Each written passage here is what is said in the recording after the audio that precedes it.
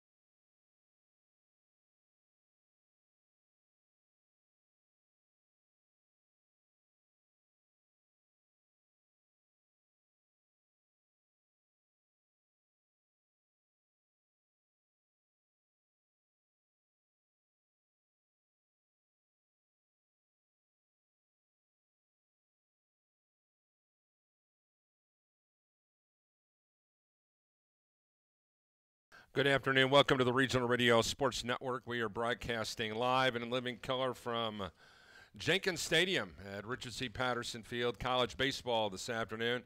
Crossroads League action features the University of St. Francis Cougars, 9-23 5 in the Crossroads League, taking on the homestanding Bethel College Pilots.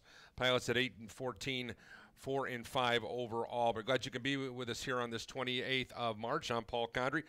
As always, looking forward to another exciting day here at the ballpark. A single 9-inning game is what is on the dais this evening, and we hope you'll join us.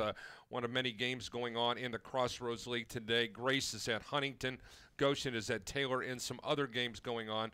And, of course, last night, several teams that were in action. Mount Vernon was able to sweep past Miami of Hamilton in a doubleheader, 11-0 and 6-5.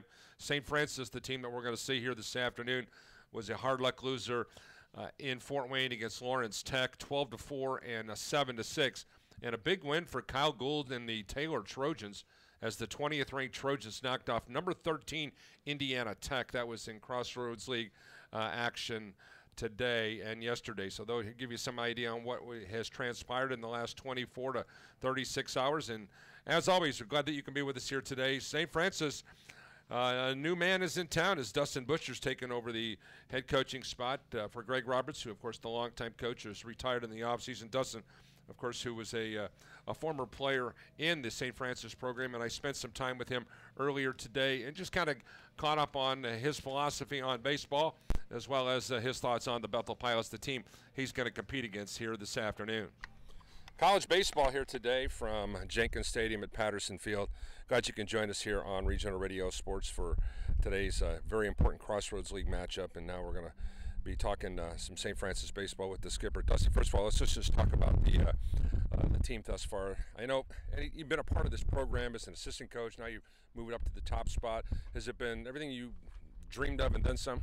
Yeah, I mean, it is a dream job. I'm at my alma mater, and it's somewhere that I this is home for me. There's always going to be little things that we do different, that I do different than our older head coach did with Coach Roberts. There has been a transition period with the way I do things and the way Coach did some things.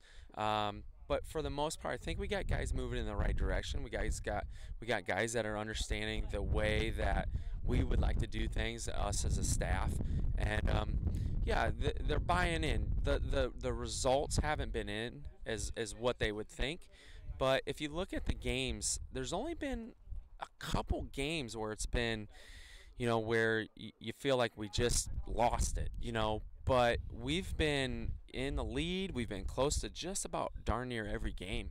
So once these boys find a way to get over that hump, find ways to win, I think you'll see a little, like the direction is going to just keep moving, moving forward. Because I think once they get the taste of, okay, this is how we put teams away, then I think what you'll see is more consistent, doing that. One thing is apparent if you look at Mike Frame and Huntington, Kyle Gould, You look at Taylor, you look at Seth. So if you look at Dustin Butcher, I mean, what is his signature? Is it going to be small ball? Are we going to wait for that 3-run bomb? Have we still trying to sort out that? Because you're still not. This may be the group that you inherited, but this may not be the ones that you recruited everybody. Right. Well, what I'll tell you is this: if there's one thing you'll see is we will grind out at bats. We're big into just creating consistent approaches, not getting away from that approach. Because we understand that we all have our strengths and weaknesses. But if there's one thing that we are going to do is we are going to grind out at bats. On the base paths, we give our guys the green light. Absolute green light. We have a system in place when it comes to running that we incorporate or we implemented in the fall. We continue to implement, and we allow them to just kind of be unique in their own right. Every one of these guys has a skill set that we truly believe in, and we want to utilize it. We want to maximize it. But for the most part, we're going to grind out bats. We're going to run, and then on the mound, we want to win. We want to win the first 3 pitches. Getting ahead is great, but also like if you don't get ahead, you still have the ability to win the at bat. Over as a pitcher. I think that would be kind of our signature. Those are kind of our signatures. The other thing is, and I think this is something that we are definitely going to incorporate, is competing every pitch. Every pitch, there's an opportunity to compete and do something special, and just recognizing that moment, like that's the one thing. If we can create some more consistency in competing every pitch, I think what we'll do is we'll also see more consistent results and results that we desire. When you look at these teams, they're almost identical when you look at them statistically. Team ERA, batting average, really, really close. The big difference is plain and simple. You guys have stolen a heck of a lot more bases than the Pilots have. And that's even dwarfed if you compare it to Mike Frame's squad, who I saw last week. But give us an idea. Is that something that is going to be priority number one? You're going to get a guy on, you're going to try to extend that Pilot defense? Yeah, I think so. We don't necessarily go hit and run, or we don't get guys in motion like that. Mm-hmm. What we do is, if we're going to steal, we're stealing off 2 things. We're stealing off the pitcher, or we're stealing off the catcher, but we give freedom. We have a really good first base coach and a really good third base coach with Coach Edding at first and Coach Gade at third, who have done a great job of just understanding, what we're looking for. And I think having the freedom and to take away any kind of constraints and just say, hey, there's certain times we have to, to maybe pull the reins. But for the most part, I think when guys know that they have the green light, what they're doing is they're also more in tune to what's going on. They have an idea of what the pitcher's going on because they know, like, okay, if I get a read, I'm gone. And I think that that's something that we've really just pushed. Just go. What concerns you about Seth's team? Well, Seth's teams always battle. They absolutely battle. They always have a pitcher that's going to run it up there that is just going to compete. And I recruited the King kid. And I remember King, and who had a really good curveball, and he got on the bump and he competed, and I really enjoyed that. Sometimes it was tough to watch because he was competing against you guys or us. But for the most part, he's going to have somebody that runs it up there. You also know that he's going to have a shortstop that can make plays. He's going to have a freshman that, is going to surprise you. So Seth's teams always compete, and that's the one thing I think I really appreciate about just anybody in our conference. That all the coaches that you're going up against, they're preparing their guys to compete. I think that's why there's, so much parity in our league right now, is because the coaches there's quite a bit of coaches that have tenure in this conference. Mm-hmm. They understand how to do things and do things well. They understand their niche, and they excel at their niche, and that's the one thing that you just know, that you're going to get a team that regardless of the record, throw the records out, they're going to compete. Best of luck today, Coach. Hey, I appreciate your time. Thank you. Once again, special thanks to Dustin Butcher for joining us. Butcher is a former Cougar baseball team member, graduated in 2001, degree in psychology, played for St. Francis from 98 to 2001, served as an assistant coach at Marion College while completing his master's degree in sports psychology at Ball State University. Dustin spent 2006, 2007 as an assistant at St. Francis, and in 2007 was an assistant at Indiana Tech before returning to St. Francis in 2008. And he mentioned about what was going on in the Crossroads League. before we move on over to the Seth Zartman pregame show, let's take a look at those Crossroads League's standings coming into today's Crossroads League matchup. Huntington is sitting atop the leaderboard right now at 7-2. Mount Vernon follows at 6-2. Marion in the number 3 spot, a game behind at 6-3. 20th ranked Taylor is 4-4 in league play. Spring Arbor and Bethel right there in the middle at 4-5 respectively. St. Francis and Indiana Wesleyan at 3-5, and then bringing up the rear, the Grace Lancers and the Goshen College Maple Leafs. Both those teams are at 3-6. Earlier today, I spent some time with Seth Zartman and got his thoughts on today's game. College baseball this afternoon here from Jenkins Stadium at Patterson Field. The 38th meeting all-time between the St. Francis Cougars and the Bethel College Pilots gets underway here now. Joining us on the Seth Zartman pregame show is the Seth Zartman himself, the dean of the coaches here on the Mishawaka campus. Glad to have Seth with us here today. Coach, I know that we're not going to spend a lot of time talking about the non-league game against IU South Bend.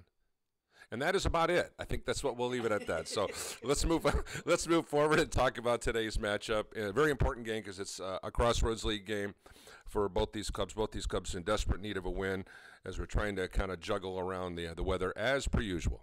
Yeah, that's exactly right, Paul.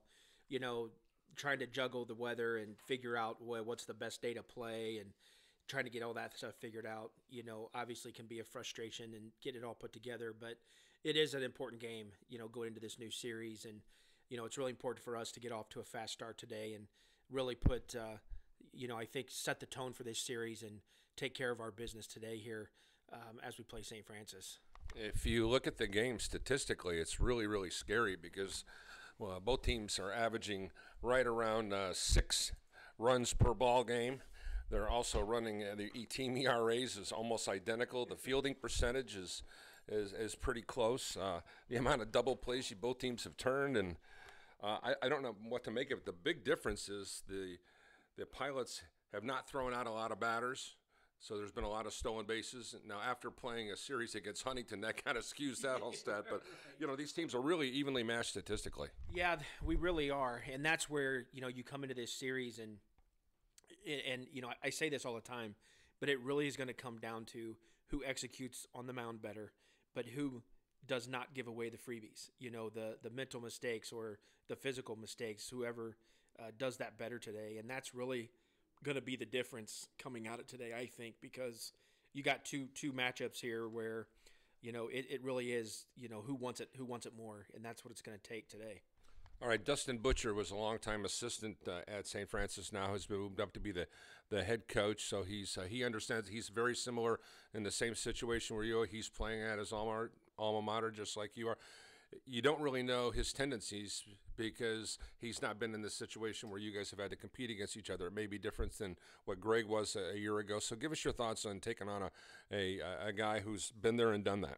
Well, I think, yeah, I think you're right when you say you don't know much tendency about him, what kind of moves he'll make as a head coach and that type of thing. But, you know, I think Dustin, you know, being a part of what they've done, you know, over several years here and being a part of that program, you know, it's one of those, again, he's a situational guy. You know, I think Dustin's going to take what is going to give given to him in the game situation and have his guys try to execute it. So, again, I think in facing that, you know, it's yourself putting yourself in the position and say, okay, what are the percentages that we might do this or this here, and these are situations that they might do this, and I think we just have to defend it as well as we can. But Dustin pushes his guys hard. You know, he loves the game and he wants them to play hard, and you know that's what I would expect in his coaching. You know, as we're facing each other on the field today. Okay, let's turn our attention to the starting pitching. The starting pitching, at least in the games that I've seen, has been relatively consistent. The problem is when you get into these 9-inning game situation, you're really asking a lot of a young man to be able to go, go past 7 and 8 into the 9, and then of course then that middle relief becomes up close and personal. Now, I know we can look at today being opening day for the Cubbies too. They can look at that same situation. Their middle relief was not very good last year, and here's so far this year, this team that you have, middle relief has really let you down. Yeah, it's been a little bit disappointing because we have gotten such quality starts from our starters to this point, and And we preach all the time, Coach K's always with those guys that come out of the bullpen saying, it's your job to keep us where we're at. The starter did his job to keep us close or to give us a lead as we're heading into that. So it has been a little bit disappointing to see the performances that we've gotten with those guys coming in. And, in our situation, we have to keep going with those guys, and we have to continue to coach them, and we got to make them understand that you're coming into sometimes a volatile situation, right, and your focus has to be tremendous in how you're locating and what you're doing with those hitters, and you got to trust your stuff, and you got to trust yourself. And so we got to keep coaching that. And, I feel like we have the talent that these guys can do their job. We just need them to get on board a little bit more, and we'll see where we go from here. Somebody asked me the other day about the everyday nine that you use throughout the course of the season. Who's the biggest surprise in the everyday nine? And I want to throw that one also from a pitching standpoint. Who's been the biggest surprise? Mm-hmm.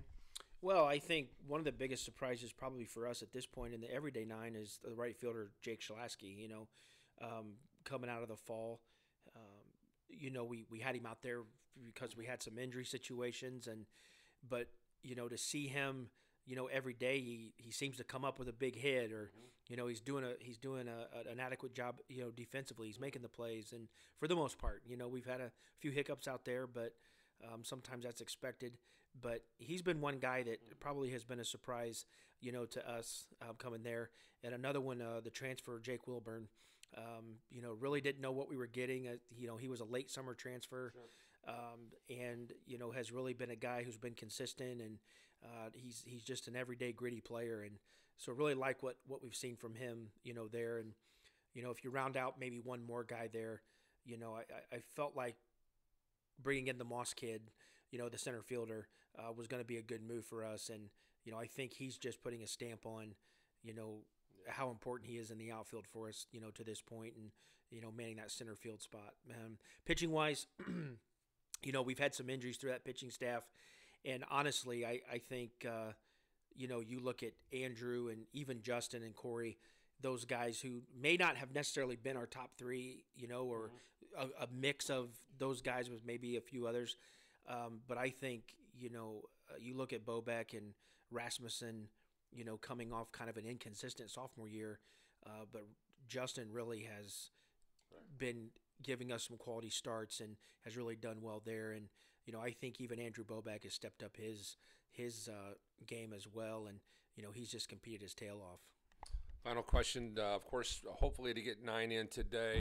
Tomorrow is going to be a off day, hoping to play 2. If we don't play 2 on Saturday, how does the future look in regards to scheduling? Because there are some scheduling rules in regards to makeups. Right.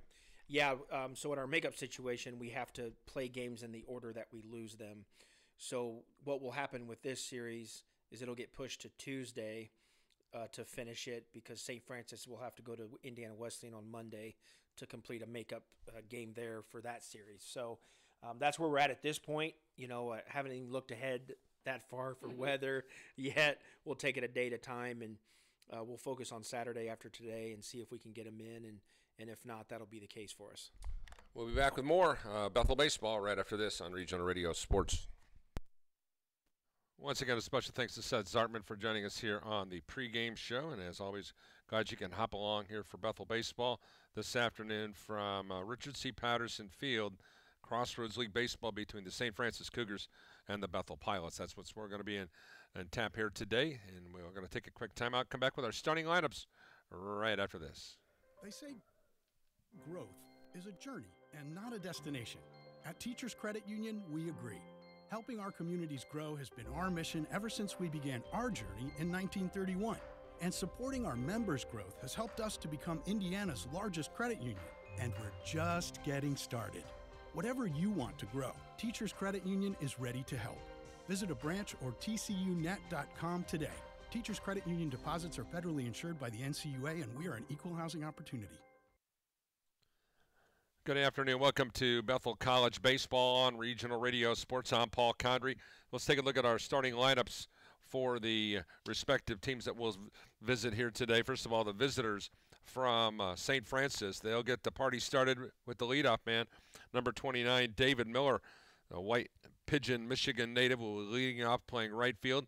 In the number 2 spot, number 23, Tyler Prince, the sophomore designated hitter, and number 33, Noah Freindmuth, a junior center fielder. Once again, Miller, Prince, and Freindmuth, the 1, 2, 3. The middle of the order features Harold Wolf, the junior first baseman, wearing jersey number 4. Jack Harris wears jersey number 5. He's in the number 5 spot. He's a junior left fielder.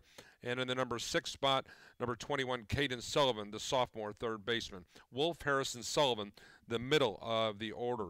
The bottom of the order features number 20, Brady Harris, the junior shortstop. Number 12, Jacob Nagy, the junior catcher. And in the number 9 spot, number 13, Tony Bova, the senior second baseman. Once again, it goes Miller, Prince, and Freindmuth, Wolf, Harris, and Sullivan, Harris, Nagy, and Bova, respectively. Now, the defense that they'll look at will be the Pilots, Jake Wilborn at third, Luke Adams at short, C.M. Laffey at second, Mike Wathier will be playing first base today, Sully Swingley will be in left field, Kawambi Moss in center field, and Jake Shalaski will be in right field. The battery today will be number 21, Justin Rasmussen. The ace of the Bethel staff is a record of 2-1, 40 strikeouts, 14 walks, with a sparkling ERA of 2.91. He'll be throwing it behind the plate to Mason Love. Now, if you look at the Bethel Pilots lineup, it starts up at the top with number 17, junior third baseman Jake Wilburn. In the number 2 spot, number 13, Brandon Diss, the junior designated hitter. And in the number 3 hole, Kawambi Moss, the junior center fielder. Once again, Wilburn, Diss, and Moss, 1, 2, 3. The middle of the order features number 16, Mason Love, the junior catcher. Number 27, Luke Adams, the sophomore shortstop. And number 5 will be Mike Wathier, the junior third baseman. Love, Adams, and Wathier, 4, 5, and 6. The bottom of the order features freshman right fielder Jake Shalaski, number 26, number 9, Sully Swingley, the freshman left fielder, and C.M. Laffey, the junior second baseman. Shalaski, Swingley, and Laffey, the bottom of the order. Once again, Bethel's offensive lineup today will be Wilburn, Diss, and Moss, 1, 2, 3. Love, Adams, and Wathier, 4, 5, 6. And in the bottom of the order will be Jake Shalaski, Sully Swingley, and C.M. Laffey. Defensively for the Cougars, it'll be Noah Freindmuth patrolling center field. The junior will be the anchor of the defense in the outfield. He'll be flanked on the left side by Jack Harris, the junior. David Miller on the right side. Infield third to first features Caden Sullivan, Brady Harris, Tony Bova, and Harold Wolf. And the battery here in this afternoon 9-inning affair will be Matt Baker, a junior. Baker, likewise, like his counterpart Justin Rasmussen, with a record of 2-1. The big difference is Baker's ERA is 5.18. He has 23 strikeouts and 20 walks on the course of the season. He's going to be throwing to Jacob Nagy behind the plate. Once again, our umpires here today will be Kevin Vanderhulst. He'll be behind the plate. Out in the field will be Michael Delmont. Once again, the Pilots 8-14 overall, 4-5 in league play. St. Francis 9-20 overall, and 3-5 in league play. Pilots coming into today's game batting .266 with a slugging percentage of .343, an on-base percentage of .371. They're averaging 6 runs per game. They've hit 4 home runs, 27 doubles, and 176 total hits. Now, St. Francis, by those same numbers, Dustin Butcher's club looks like this. They come in averaging .281 per as a team, slugging percentage at .369, on-base percentage at .392. They're averaging 6.4 runs per game. They've hit 6 home runs, 54 doubles, and have 244 hits in their game. Both teams are very close in regards to the fielding, and we'll get to some of those details after the prayer and the anthem. Ladies and gentlemen, kindly remove your caps for the contest opening prayer. Lord, thank you for the opportunity we have to honor you through the game of baseball. We ask you to protect the players as they compete, keep them free from injury, and help them to display their talents in a way that honors you. Help us all to encourage and cheer with proper perspective in mind. Thank you for what you are doing and have done in our lives. In your name, amen.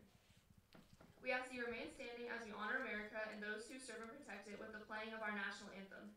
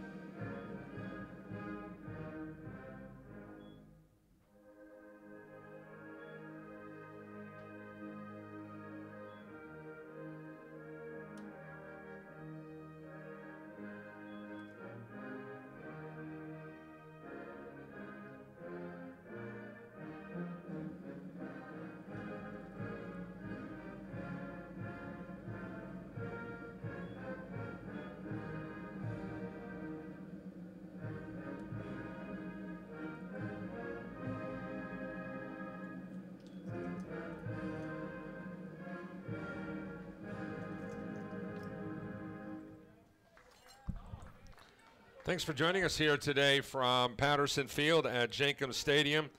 College baseball today here in the Crossroads League, and of course this game was moved up from Friday, and it's certainly a good idea based upon the weather right now. And if you're looking at the weather right now, 59 degrees, a few clouds out and about, but bottom line 54% humidity, winds southwest at 12 miles per hour, barometer at 30.04, dew point at 42 degrees, visibility is as far as my eyes can see at over 10 miles. There are some showers south of Plymouth right now, but it looks like that's going to be going from left to right on your screen and on your radio dial. Glad you could join us here today. Landon Kaufman will be with me throughout the course of the broadcast, taking care of all the details, along with Andrew Bowen. But once again, we appreciate you hopping along for college baseball this afternoon here in the Crossroads League. And, of course, it's a busy time in the big leagues as it's opening day for many as well. Going on right now, the Orioles out of the gates early, not getting spanked by the Yanks early as the Orioles are at the Yankees today. Mets are at the Nationals. Cardinals will be taking on the Brewers at a 2:10 start. Braves at the Phillies, Tigers at the Jays, Astros at the Rays. Cubs will be taking on Texas down in Big D. Also going on, it will be the Astros at the Rays. Angels versus the Athletics. The Diamondbacks take on the Dodgers today. Cleveland will be at Minnesota with a 4:10 start.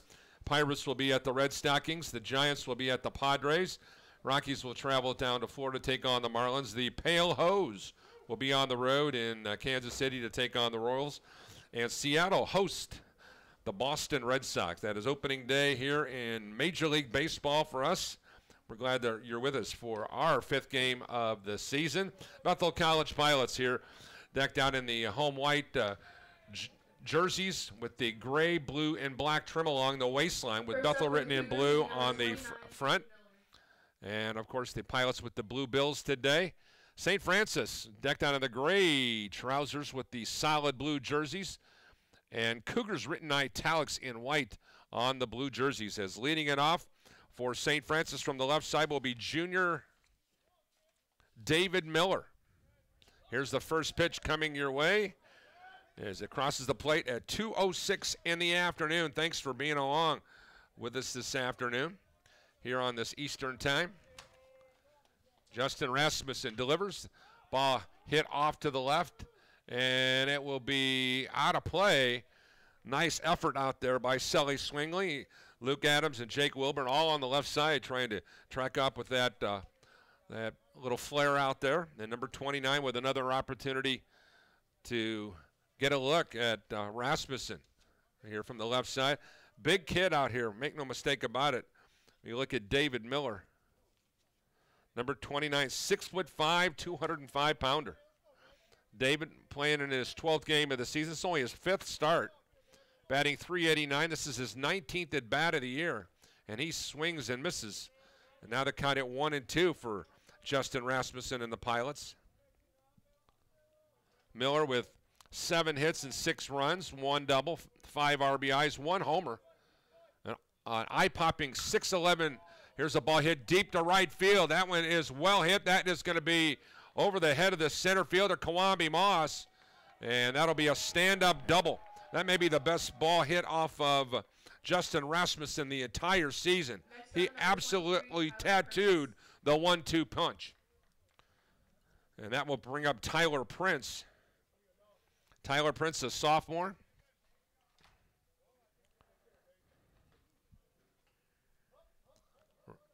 Tyler Prince on the year for number 23, a 6'3", 215-pounder who hails from Fort Wayne.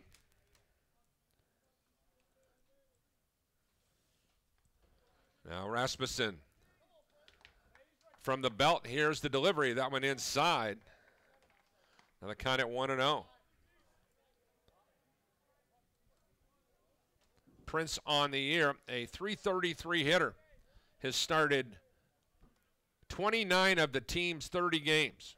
He's been the everyday guy. This is his 82nd at bat of the year. He takes one on the inside corner for the strike. Now the count at 1-1. Noah Freindmuth on deck for the visitors.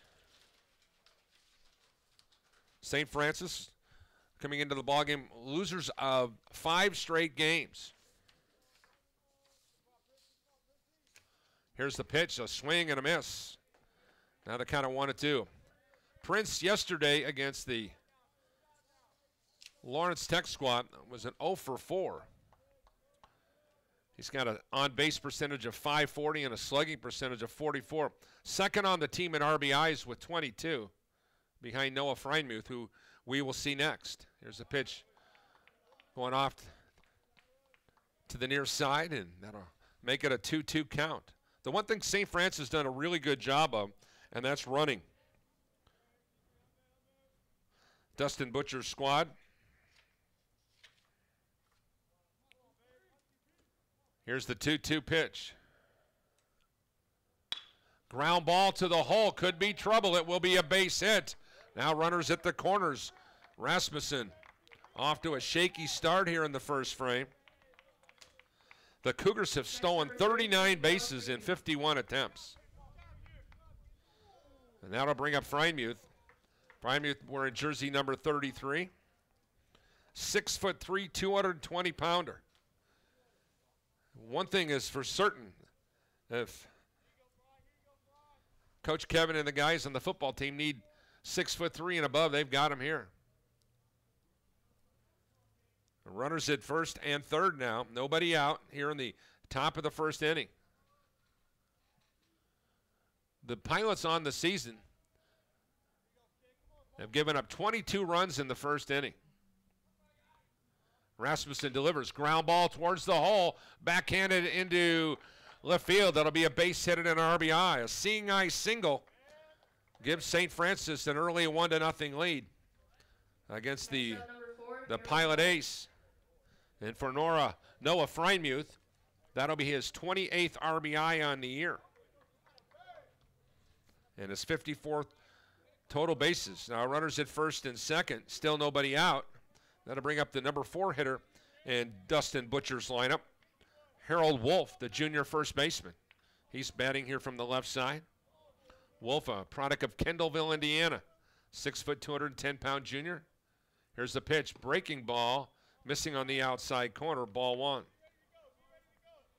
St. Francis has averaged 1 run per ball game in the first inning.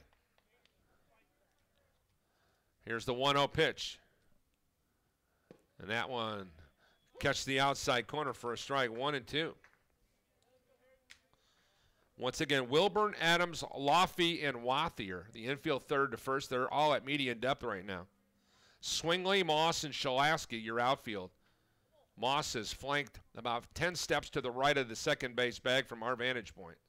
Here's a breaking ball, and it's off to the left and out of play. Now the count at 1-2. Tyler Prince at second base, Noah Freiermuth at first.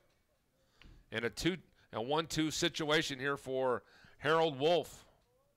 Wolf, a .280 hitter with 13 RBIs. As he's batting from the left side, here's the Rasmussen pitch. Breaking ball, dribbles back here to the screen. Count remains at 1-2. On deck for USF will be Jack Harris.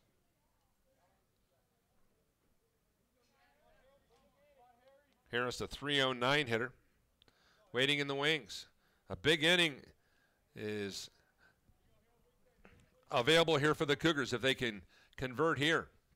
Here's the 1-2 pitch. Ground ball, double play ball. It'll be a quick turn, and he will be safe at first. Runners at first and third. 6-4 on the putout as Freiermuth is erased from the base paths. Harold Wolf will be on first base with a fielder's choice. And that'll bring up Jack Harris now with 1 down. Very slow developing double play. Harris, the junior left fielder. Another Fort Wayne product, 6', 190-pounder. Nice lead here at third base for Tyler Prince. As the throw is over to first base, and this is where the Pilots have really struggled, is holding people on as well as the stolen base department. Here's the ball hit to right field. The right fielder, Shalaski, is there, makes the catch, and the second run will score a sacrifice fly for Jack Harris. F9 if you're scoring it. Runner stays at first base, and that'll be an RBI for Jack Harris, and for Harris on the season, RBI number 12. And that'll bring up the number 6 hitter in the lineup, Caden Sullivan, the sophomore third baseman.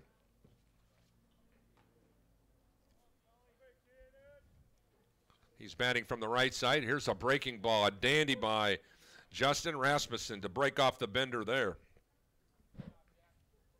Sullivan, a 6'2", 195-pounder from Lima, Ohio. Now here's the 0-1 pitch. This one outside, missing the mark. 1-1. So some control issues early for Rasmussen. Trying to fight through it here. If he can get out of the inning and just give up these 2 hits, give him an opportunity to kind of get into a groove. We've seen this before from him. Here's a pitch. That one's just a little low. And now to count at 2-1.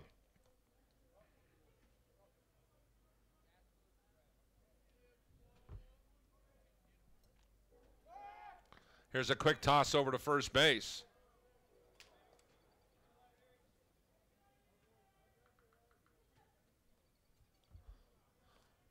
Two-one pitch with 2 down.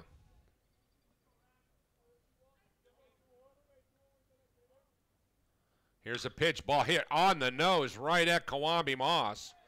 And Moss is there to make the catch. St. Francis got around on Justin Rasmussen as well as anybody we have seen in the early stages of the season.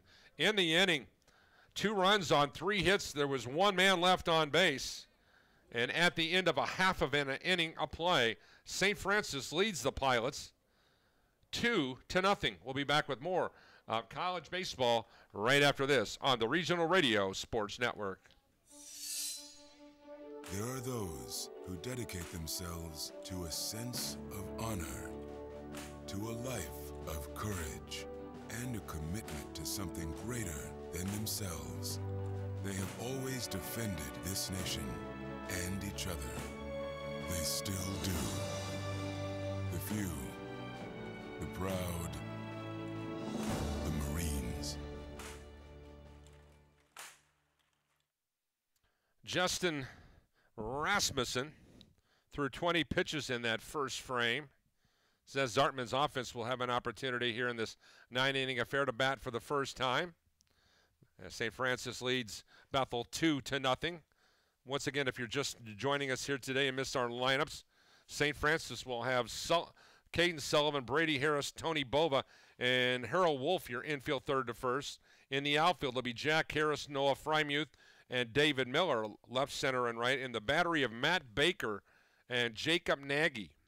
Baker, a junior, 2-1 record, 5.18 ERA, 23 strikeouts, 20 bases on balls. And if you look at him, his teams are batting .253 about him. 3 wild pitches. He's hit 1 batter. He's given up 8 doubles on the season. 14 earned runs, 15 runs, 22 hits, and 24 and a third innings pitch. That is what we'll see here from Matt Baker. And now leading it off for Bethel, it'll be Jake Wilburn, followed by Brandon Diss and Kawambi Moss. You're going 1, 2, 3 in the BC order. 2-0 Cougars that go over the Pilots here in the home half of the first.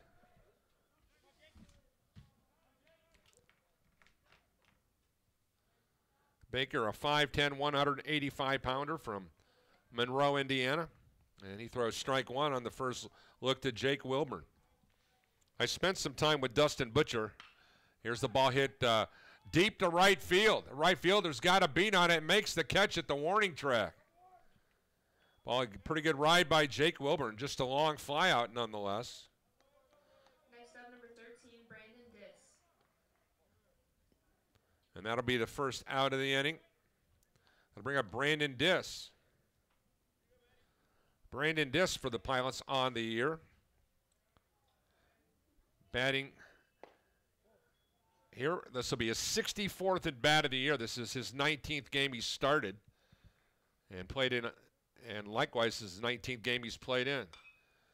Here's the 1-0 pitch. Golf off to the left and out of play. Dis with 10 runs, 16 hits, 2 doubles, a triple, 7 ribbies, 20 total bases, and a slugging percentage of .317. He's got 7 walks, 11 strikeouts, and an on-base percentage of .333. And that pitch misses the mark. Now it's 2-1. St. Francis has given up 23 runs to their opponents in the first inning this year. There's a ball foul back to the screen. Now they're counted 2-2. Kwame Moss on deck for BC. The top pilot hitter percentage-wise with .413 on the resume. Been an exciting addition to the BC squad. Here's one hit off to the left and out of play down near the softball complex. Softball team was scheduled to play at Taylor tomorrow. That has been washed off. That's my understanding. Pilots, which we have lost 2 straight games. Here's a breaking ball. Strike 3 call. A beautiful bender for Matt Baker. And that's a backwards K in the scorebook for yours truly there to write that one down as Moss is ready to step to the turnstiles now here. 2 up and 2 down for Matt Baker.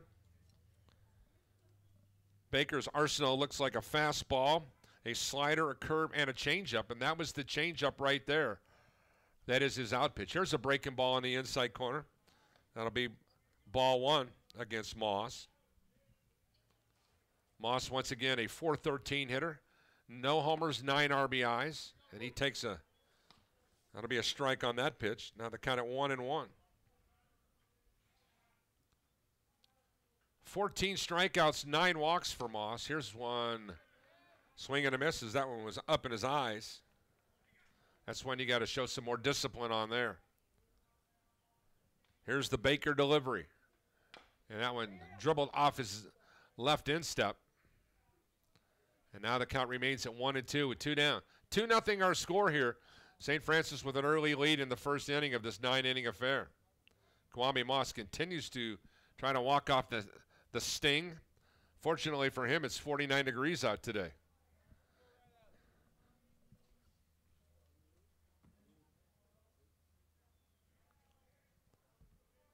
Here's your 1-2 pitch with 2 down. Breaking ball on the outside corner. Just missed.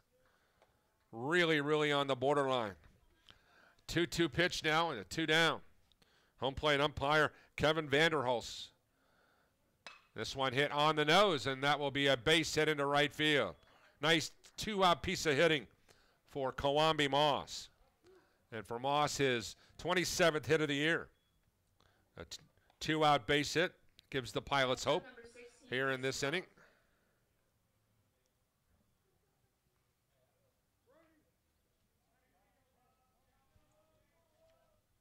Now batting Mason Love.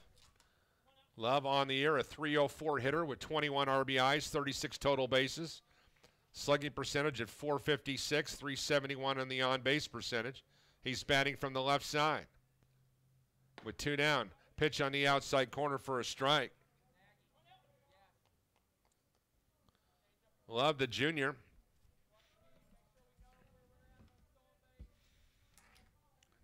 Transferred in from IU South Bend.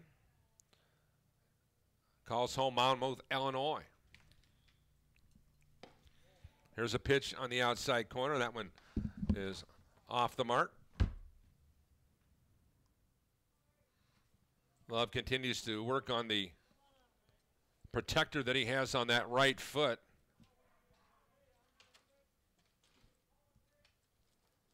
Number 16, criminal justice.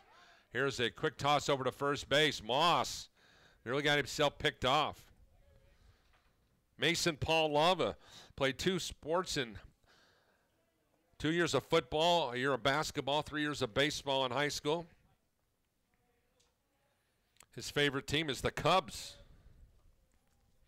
And they're going to be in action at 4:05 today. There's a pitch missing the mark. Now the count at 2-1.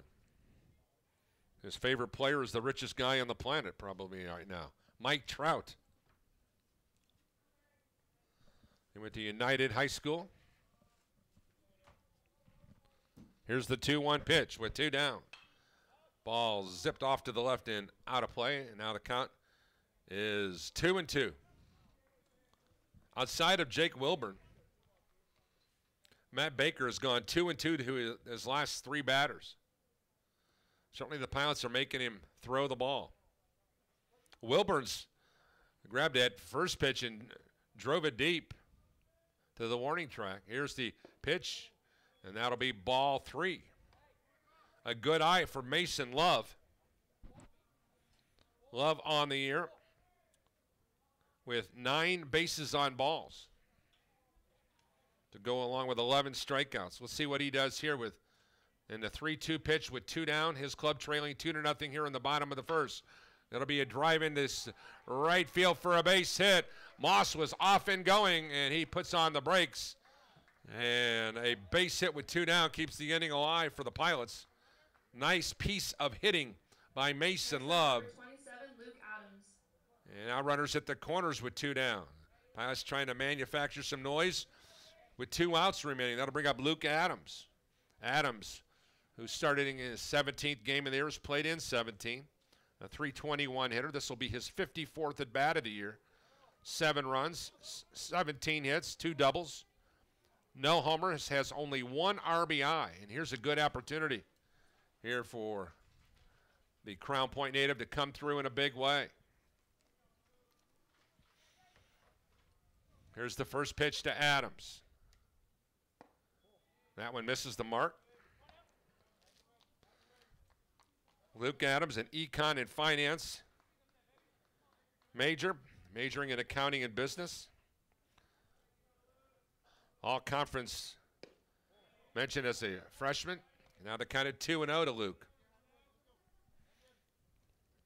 3 championships in his 18 and under summer season, was 25% of this team's offense. All conference 2 years, all area. Team Indiana roster for conference, 2 gold gloves, and that is a foul ball. Now the count at 2-1. He had .330 as a junior in high school, .327 his senior year. He's never batted under 300 in his entire life. Here's a slow roller. That could be trouble.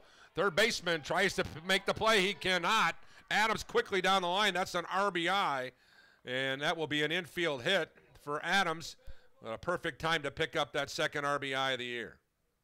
It's now a 2-1 ball game. Number 5, Mike Wathier. As Moss was off and going, Mason Love scoots on over to second base. And that'll bring up Mike Wathier. Wathier, a business administration major, batting here from the right side.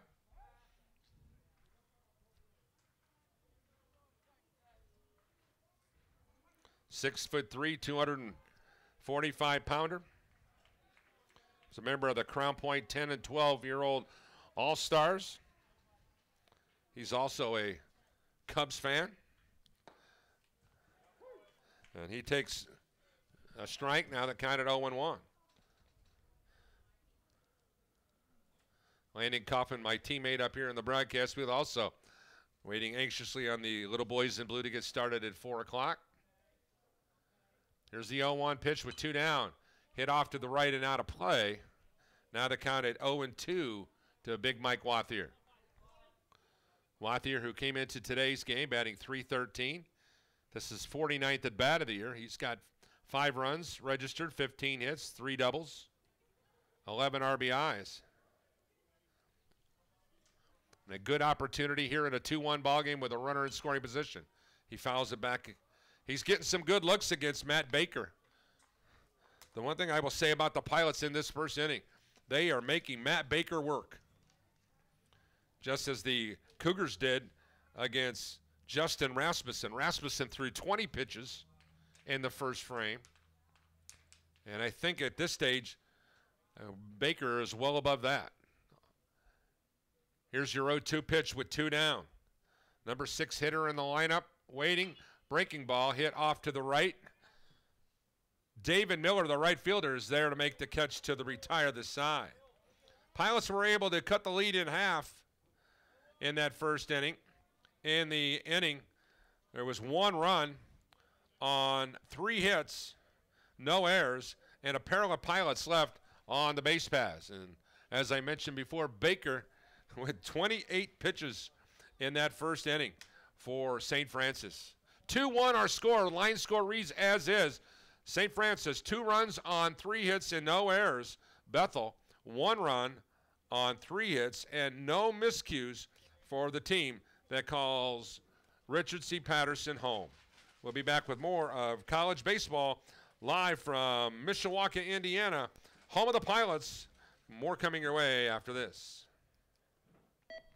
When your child's in the hospital, the last thing you want to do is to leave their bedside. If we had to leave the hospital at any time, it would have drove us nuts.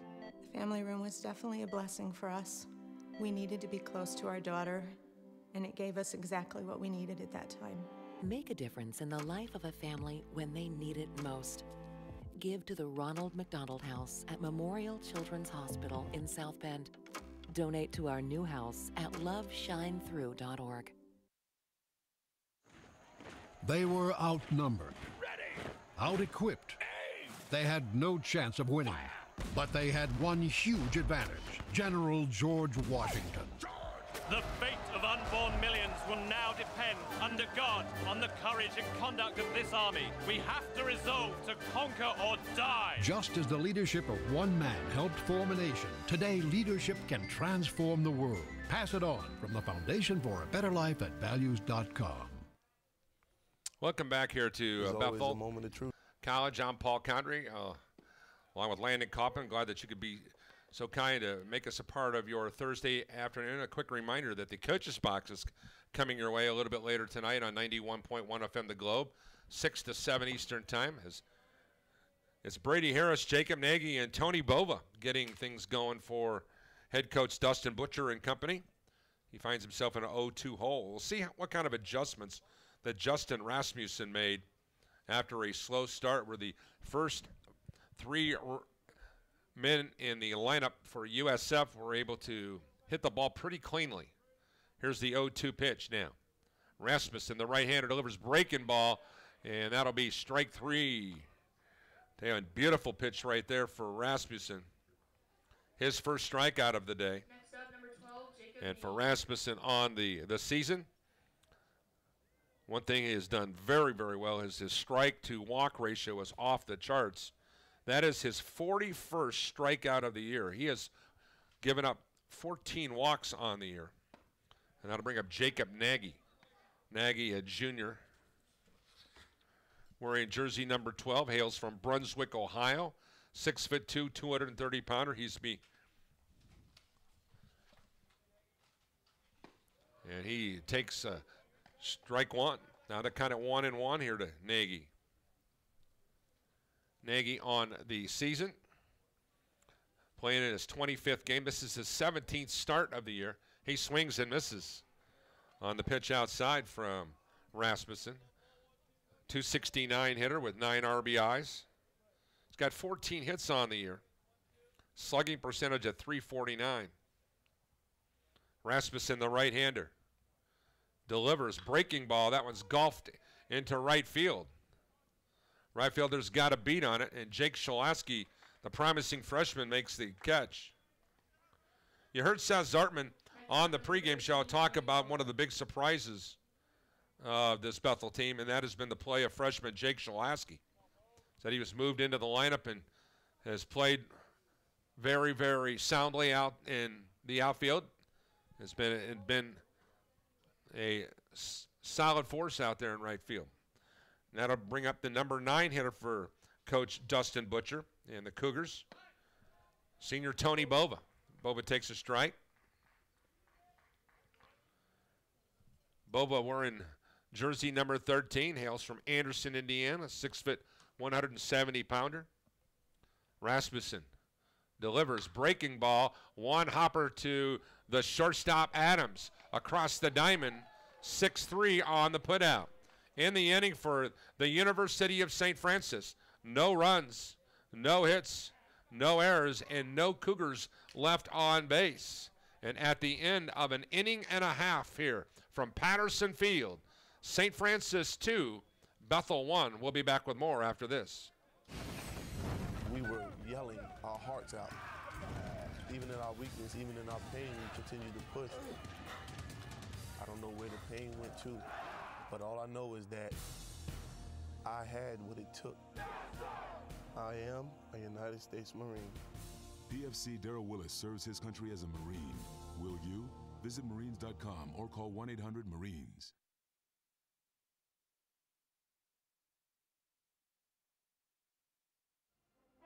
Hi, this is Paul Condry of the Regional Radio Sports Network.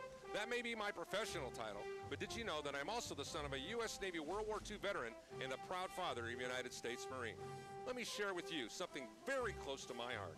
It's called the Semper Fi Fund, and its program America's Fund, which provides immediate lifetime support for post-9/11 wounded, critically ill, and injured members of the U.S. Armed Forces, veterans, and their families to ease recovery and transition back home to their communities. The Semper Fi Fund, serving those who preserve our freedom. Welcome back here on Regional Radio Sports. Paul Condry along with Landon Kaufman. Landon tells me that was 9 pitches for Justin Rasmussen in the last frame. That gives him 29 total. And that will move us to the bottom of the second inning. It's due up will be Jake Shalaski, Sully Swingley, and CM Laffey matched up against Matt Baker. Baker, who threw 28 pitches in the first inning, is ready to go here. Here's the pitch, and that one caught the outside corner for a strike. This is the 38th game in this series. St. Francis leads the all-time series 20-17. Here's a breaking ball, high, now the count of 1-1. In the last 10 games, St. Francis has the lead, 6-4. Here's a ball hit on the nose down the right field line. That's going to be potentially extra bases. Stumbling around first was Shalaski, so he'll be held to a single. Next up, number 9, Sullivan. And that'll bring up Sully Swingley. So for Shalaski, a good way to get the inning started. And for Shalaski now, that will be his 20th hit of the season. And that will be the 4th hit for the Pilots off of the ace of the Cougars staff, Matt Baker. 2-1 ball game here in the home half of the second in favor of St. Francis. Here's a bunt attempt, perfectly laid down by Sully Swingley. And here's the throw. He is retired. 1-3 on the sack. Next up, number That'll be the first out of the inning, as Jake Shalaski's in scoring position with the tying run at second base. Now the number 9 hitter in the lineup will be CM Laffey. Laffey, who's playing his 22nd game of the season, his 19th start. This will be his 55th at bat. He's got 7 runs, 6 hits, 4 RBIs, 8 total bases. Laffey with 13 walks and 23 strikeouts. The 23 strikeouts, which leads the team. And that's 0-1 on that first pitch right there. Laffey, the junior second baseman, batting in the number 9 spot in the lineup. Here's a pitch, hit off to the right and out of play. 2-1 Cougars here in the bottom of the second inning.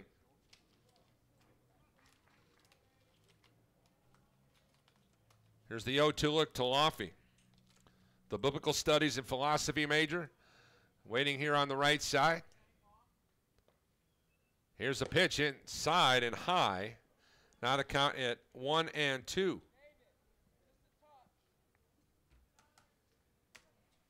Laffey, a product of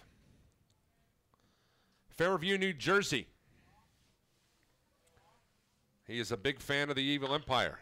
And Seth Zartman doing the Texas two-step out here. Had to get out of the way of that one quickly. Boy, Seth has not lost any quicks out there. Good move by this Bethel skipper over here. That was a close shave for one of the greatest of all time to wear a Bethel jersey.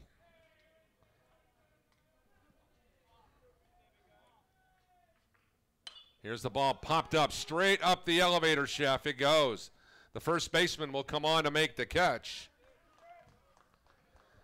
And Laffey is retired for the second out of the inning, and that'll bring up the top of the order, junior Jake Wilburn.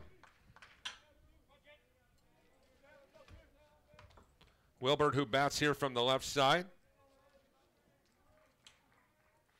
Business and marketing major. Transferred in from St. Joseph's College and IU South Bend. Earned 4 years varsity letters in baseball, 4 in football, 2 in basketball, and high school at Lewis Cass High School. High school regional championship, played in the Indiana All-Star game. Indiana All-Star, All-State, All-Conference, All-Area in high school. Been a welcome addition to the Bethel team, and you heard Coach Zartman talk about the 2 big surprises in his locker room. And obviously one of those was Shalaski, the other Wilburn, and Kawambi Moss were the 3 that he pointed out. Here's the Baker, the pitch gets away, and it bounces right back. The velocity of the ball hit the backstop in a millisecond. It was back to the catcher, Jacob Nagy. And a good decision to not try to advance. Now runner in scoring position in the person of Jake Shalaski. As Wilburn is looking at a 2-1 count situation here, batting from the left side. Outfield medium depth.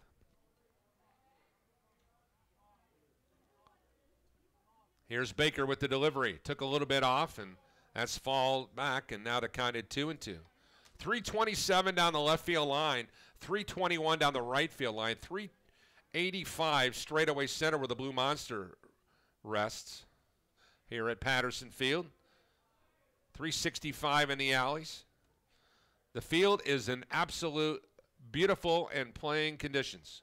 They had the tarpaulin on last night. A couple small wet spots, not bigger than. Here's a ground ball down the left field line for a base hit. Run will score. And just like that, a 2-out RBI for Jake Wilburn, and the Pilots have tied it up 2-2. Good piece of hitting by Jake Wilburn to go the other way. And with that RBI, and Wilburn coming through again for the Pilots. That will be RBI number 4. So a couple guys who have not brought in a lot of runs have done so here in this game, respectively.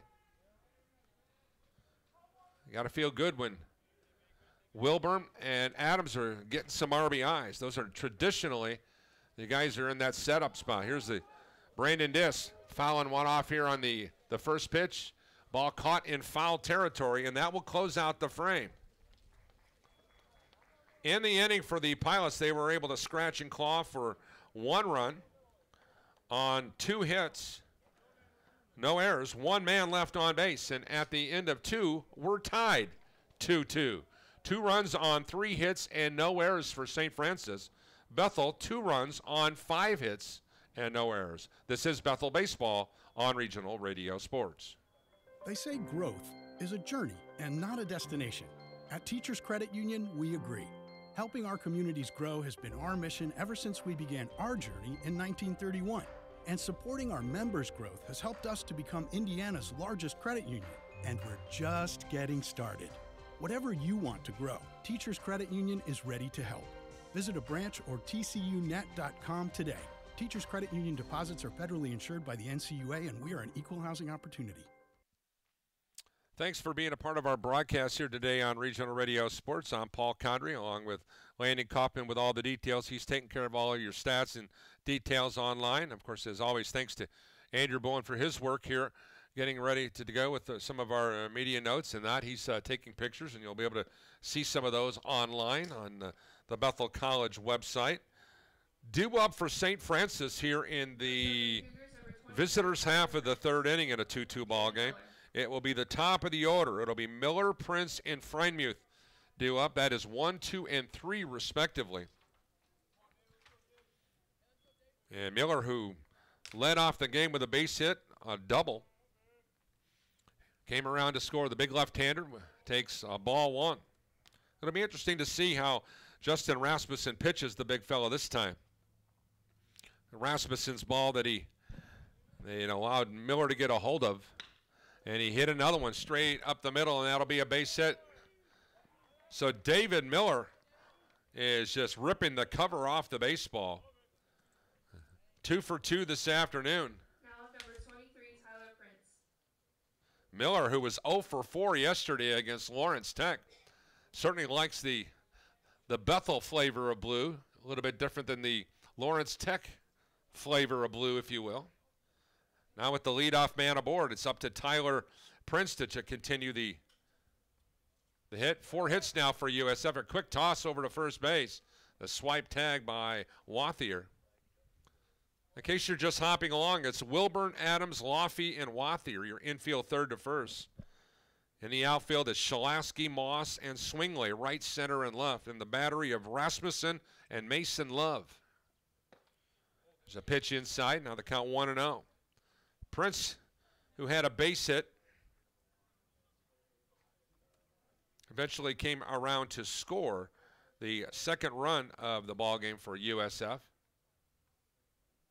Rasmussen with a quick toss, a swipe tag again. The Cougars scored 2 in the first. Pilots have scored 1 in the first and 1 in the second, as we are in the visitors' half of the third here at Patterson Field in Mishawaka. Rasmussen delivers a breaking ball. Now the count at 2-0. Noah Freimuth on deck.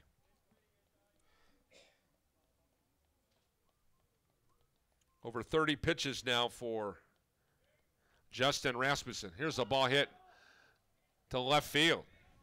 Sully Swingley reacts and makes the catch. That was literally a major league fly ball right there. Step number 33, Noah Freimuth. And that'll bring up Freimuth, the junior center fielder. Number 33, a 6'3", 220-pounder from Fort Wayne.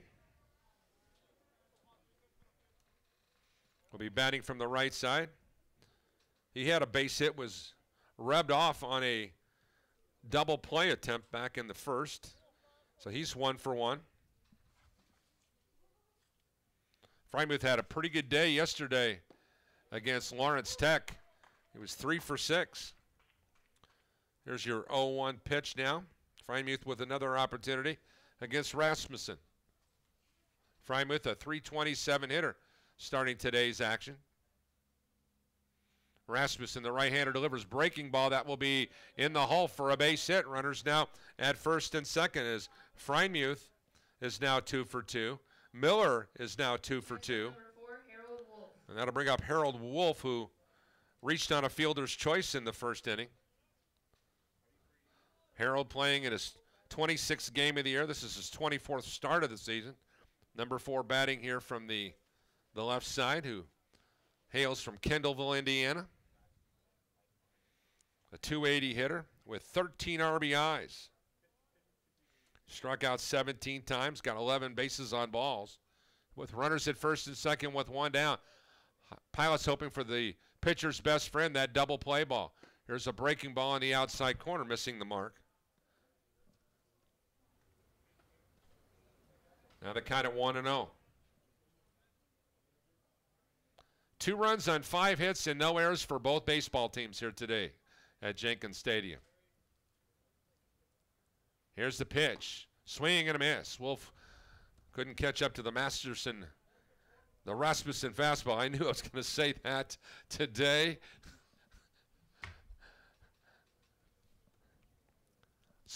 Hoping that on the 9th of April that maybe the best of all but the best will be with us here in the broadcast booth. Here's a breaking ball, just missed. That slow, deliberate bender just missed the outside portion of the back. Wolf once again from the left side, 2-1 with 1 down. Runners at first and second in a 2-2 ball game. Rasmussen delivers fastball, sliced foul off to the left and out of play. Now they count it 2-2. Don't forget to join us tonight from Beef O'Brady's in Granger for the coaches box. Matt Copsey and I will be out at Beef's 6 to 7 Eastern time. Our special guest will be Scott Cooper, Indiana University South Bend men's basketball coach. As that pitch misses the mark, now at 3-2. And also Mike McBride, the coach at Holy Cross, coming off a record-breaking season for the Saints. We'll be talking about the current basketball tournament, and we'll put a bow on the 2018-19 Chicagoland Collegiate Athletic Conference men's basketball season. A pitch, now they counted 3-2 now, as Wolf continues to make Justin Rasmussen work.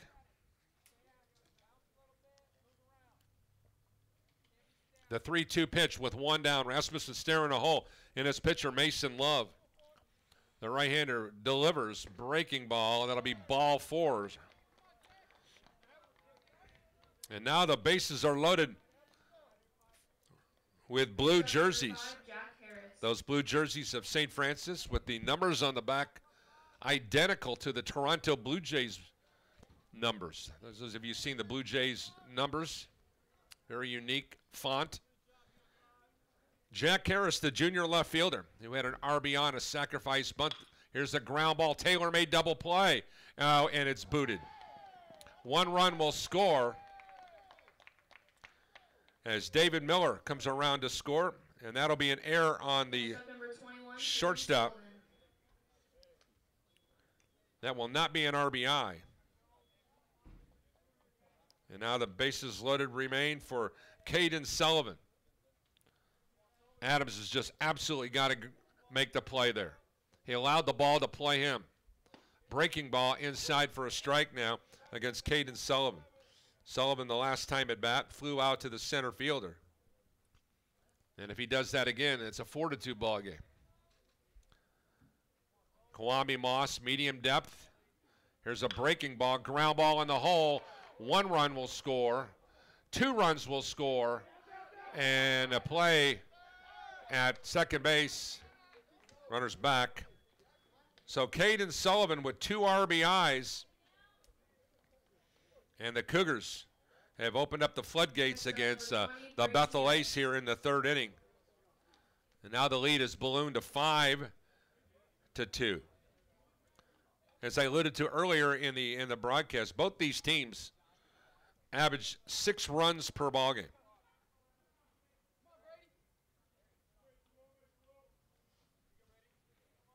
(5-2), and here's Brady Harris. Harris with a bunt attempt, and that angles to the left and out of play.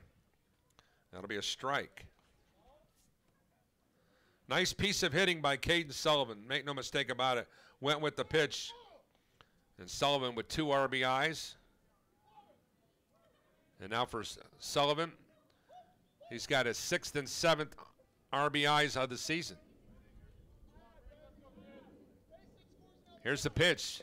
Inside, now they're kind of 1-1. Runners at first and second already with 3 in here in the 3rd. Number 7 hitter in the lineup, Brady Harris. Harris, a 191 hitter. That one misses the mark, now at 2-1. Harris struck out the last time he was matched up against Rasmussen on 3 pitches. Here's the 2-1 pitch with 1 down. Rasmussen from the deep pause, base hit in the left field, run will score. It is now a 6-2 ball game. And runners at first and second. So a nice piece of hitting by Brady Harris. And an RBI for him. And a 4-run frame now for USF. As Caden Sullivan moves on. And still nobody warming up in the pilot pen. When your ace is giving up 7 hits and 6 runs in the first 2 innings and some change, you got to go with him. Once again, the wind moving from right to left here in the ballpark, but this has been base hit by committee for the St. Francis team.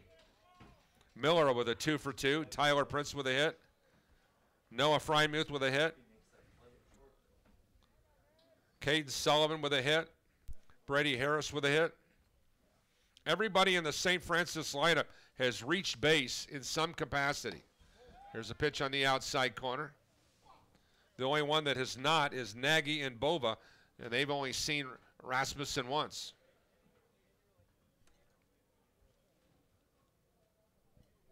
Rasmussen with one down, trying to get a pickoff play here, is a quick toss, and quickly back is Caden Sullivan. That was relatively close. St. Francis has been a good running team. They have stolen 39 bases in 51 attempts. Those are not Huntington University numbers, but still very, very formidable. Here's a breaking ball. Third baseman, and he allowed the ball to bounce over his head. The run will score. Runners at first and second. That'll have to be a base hit because the ball took a bad bounce. But once again, another RBI. And that is now 5 runs in the inning. And now the 8th runner to, check that, the 8th batter has now been able to reach. Now the only batter in the St. Francis lineup who has not reached base in the first 2 opportunities is the guy who's at bat right now, as Cal Boynton is going to go out and talk to Justin Rasmussen.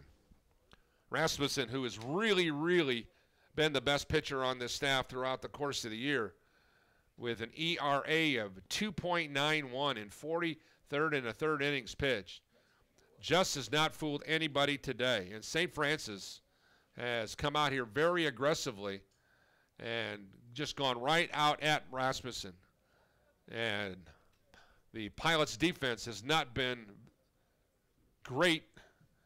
An error, a misplay that it was really a, had you played the ball as a former third baseman, that's a play where you've got to come in and charge the ball, but if you don't, you'll sit back, it's going to take a goofy hop. I can second guess Jake Wilburn on that play, the last one, having played that position. And now, after Coach Boynton is going back to the dugout, the pilot hurler Rasmussen, hoping some of that words of wisdom from the Bethel assistant coach turns out to pay dividends here, as Tony Bova, the senior second baseman, the number 9 hitter in the USF lineup. Bova, a 290 hitter. Here's the pitch. Foul back to the screen, as it was a bunt attempt. He just missed it. Bova was retired 6-3 in the second inning. In some capacity, once again, everybody in the St. Francis lineup has either reached on a walk, base hit, or an error, 1 through 8. Bova trying to continue that. Here's the pitch. Fastball. Foul back and out of play. St. Francis came into the ballgame with 244 hits. They already have 8 in the first 2 innings. They're averaging 6.4 runs per ballgame. Right now they have a 7-2 lead. A 5 spot here in the third, and still with only 1 out. Here's a strikeout and throw him out. Double play. Bova strikes out. Nagy is thrown out. 2-3 on the putout, and that will end the inning. In the inning for St. Francis, they score 5 runs on 1, 2, 3, 4, 5 hits. There was 1 costly error, and there was 1 left on base. And at the end of 2 1/2 innings of play, St. Francis 7 runs on 8 hits and no errors. The Pilots 2 runs on 5 hits on 1 error, as we come back to the home half of the third right after this short timeout on the Regional Radio Sports Network. St. Jude continues to advance by increasing cure rates in childhood cancer. And donors are important to us because you get the feeling that you have a team behind you. When it comes to research and advancements, there are some things that only we can do because we have the resources and we have the focus. And so if St. Jude doesn't do it, who will? St. Jude Children's Research Hospital. Finding cures, saving children. Learn more at stjude.org. Every day, the men and women of the United States Marine Corps demonstrate their commitment to defend the American way of life. We're going to come back here with more of college baseball. I had to apologize for that. 7-2 in favor of St. Francis, as the Pilots will hope to get everything started here with the 3, 4, and 5 portion of the lineup, and we'll see how Matt Baker pitches now with a 5-run cushion to play with, as he throws one to Kwame Moss, and Moss with a good eye here to get things started. He's ahead of the count at 2-0. Here's the 2-0 count, and that one's right down Main Street for a strike. The new rule by the NEI to increase the pace of the game certainly has helped. Here's the 2-1 pitch. Ground ball in the third baseman comes up here and throws out Moss. 5-3 on the putout. That'll bring up Mason Love, the junior catcher. Love, who had a base hit the last time at bat. This time he'll be batting with the bases empty. His club a 7-2 trailer.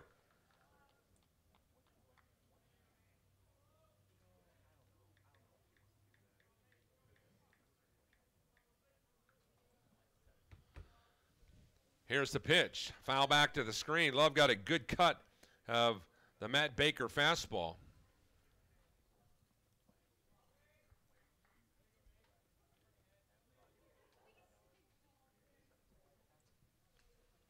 Medium depth are the infielders as well as the outfield. Now that pitch missing the mark. Now they cut it 1-1 here to Mason Love. Love, who started today's action with a .304 batting average. Here's a ground ball towards the second baseman. Picks it up on the third hop and throws out a hustling Love down the line. And that's 4-3 on the putout. And that'll bring up Luke Adams, the shortstop. 27, Luke Adams. Adams, a .321 hitter before today's action started. And a base hit and an RBI in the first inning. That was his second run batted in of the year. Baker now with a 5-run lead can just sit back and let her rip. There's a pitch fouled off to the right and out of play.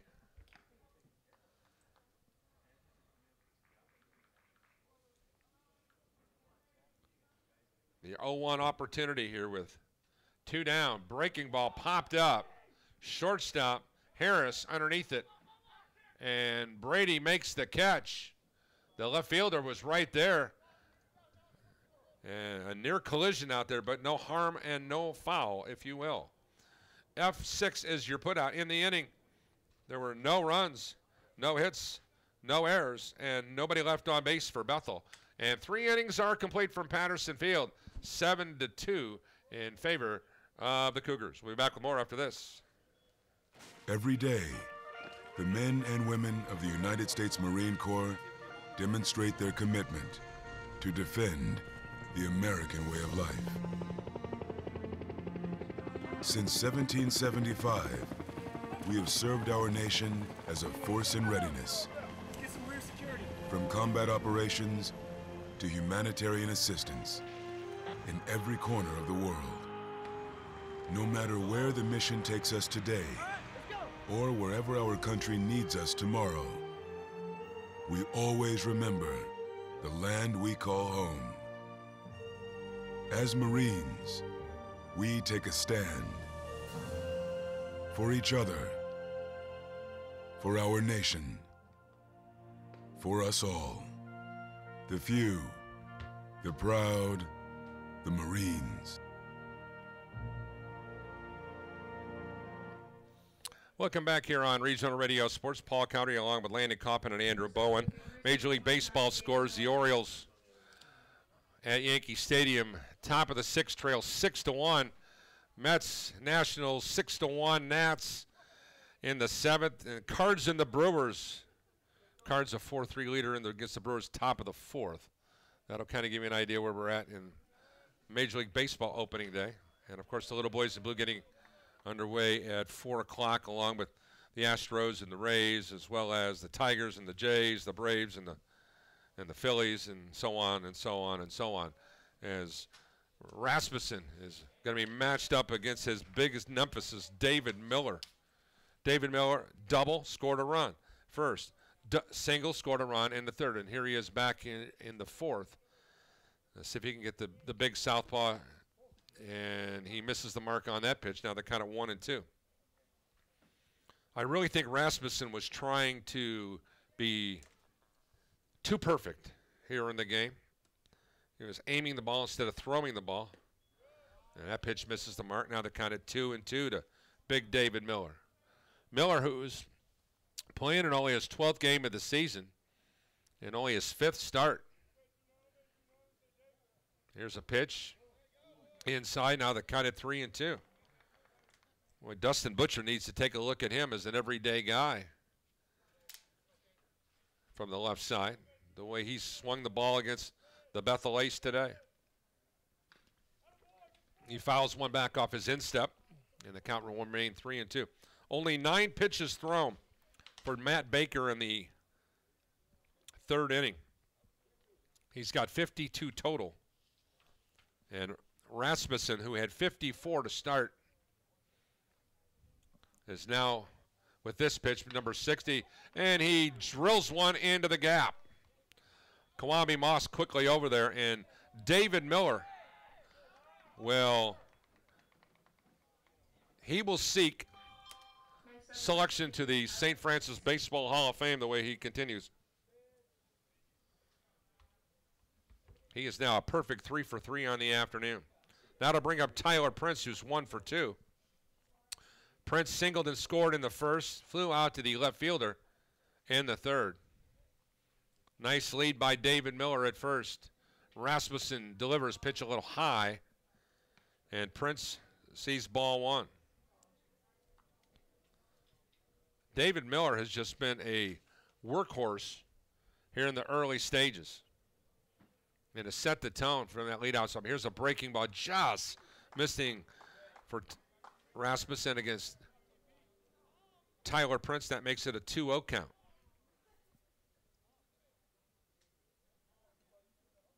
Here's the 2-0 pitch. Runner off and going. Here's the throw down to second base, and he is out at second base. A rarity for the Pilots. Mason Love throws out David Miller, and he is retired off the base paths as he is out stealing 2-4 on the putout.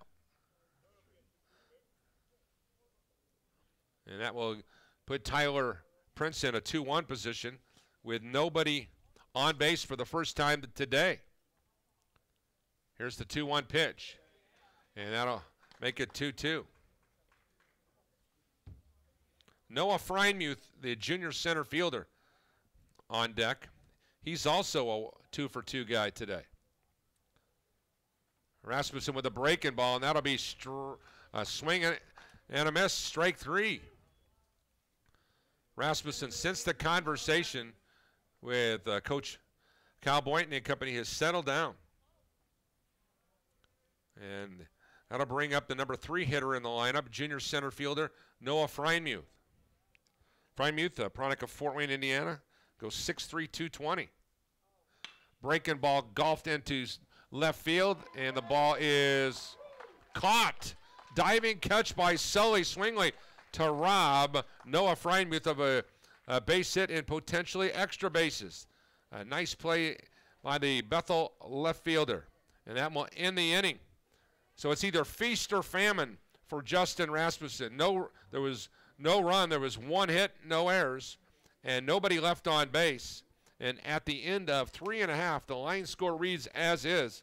St. Francis 7 runs on 9 hits and no errors.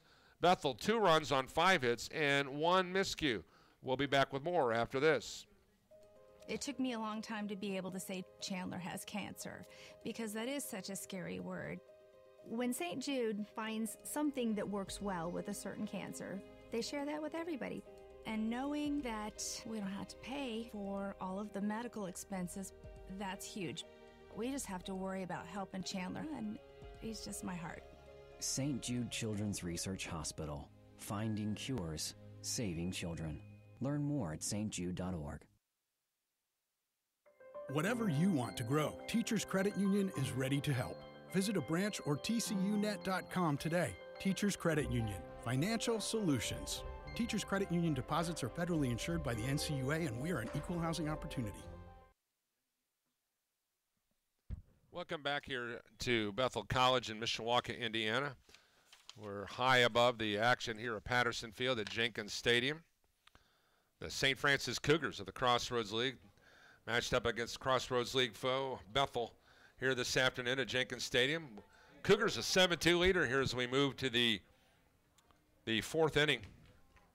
The Pilots will have Mike Wathier to lead it off. We'll have 6, 7, and 8. Wathier, Shalaski, and Swingley. Here's a breaking ball here to Wathier. Now the count at 0-2 as he finds himself in the hole. He was in an 0-2 hole the last time he was matched up against junior Matt Baker. Baker, the right-hander, delivers, and that one just missed the mark. Now the count at 1-2. 1-2 pitch here in the bottom of the fourth from Matt Baker. Jacob Nagy with the sign. Here's one golfed off to the left, and Seth Zartman just picks up the right foot, and the ball goes down into the dugout. 1-2 opportunity here for Mike Wathier. Breaking ball hit deep to left field. Left fielder, actually the ball just went high. Didn't go very deep after all. Jack Harris is there to make the catch, and Wathier is retired this time in left field. So at least he's being consistently putting it into the outfield. And that'll bring up Jake Shalaski. Shalaski had a base hit and scored a run in the second inning. He was moved over on a bunt by Sully Swingley and finally brought home by Jake Wilburn. And he takes strike one. Shalaski, who started action today, here's a slow roller to the third baseman and makes the fundamental 5-3 putout. Shalaski, a .352 hitter, and now he is a 1-for-2 today. And bring up Sully Swingley. Swingley on the air, a 150 hitter. He'll be batting from the left side. He had a sacrifice bunt the last time, and here he drills one into center field for a base hit. So Swingley now officially 1-for-1 on the afternoon. That will be the 6th Bethel hit of the afternoon. Next up, number 22, CM Laffey. That'll be the 7th hit of the season for Swingley, and that'll bring CM Laffey up. CM with 4 RBIs on the season, batting from the right side. The number 9 hitter in the BC lineup, and he takes ball one. Hoping to get a look at Matt Baker again will be Jake Wilburn, who's sitting atop the batting order. If Laffey can get on base. Here's a swing and a miss. Now the count of 1-1.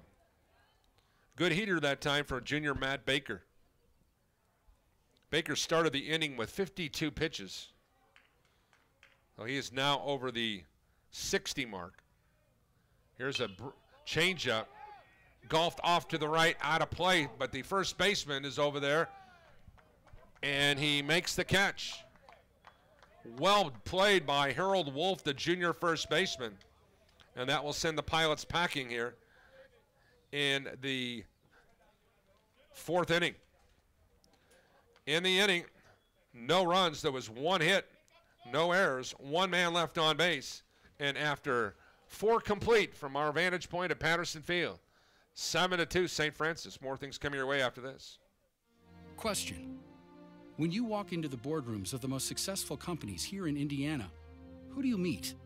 When you're working for a mover and shaker with strong ties to our community, who are they?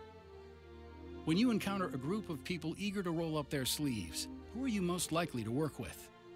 Answer: men and women who played high school sports. Education-based high school sports give us more than athletes we can root for. They give us leaders we can depend on. Taking the initiative, being a good teammate, sacrificing personal glory for the greater good. These are qualities we expect of our leaders, and they're all being cultivated in the high schools right here in Indiana. Question: so where will we find tomorrow's leaders? Answer: high school sports.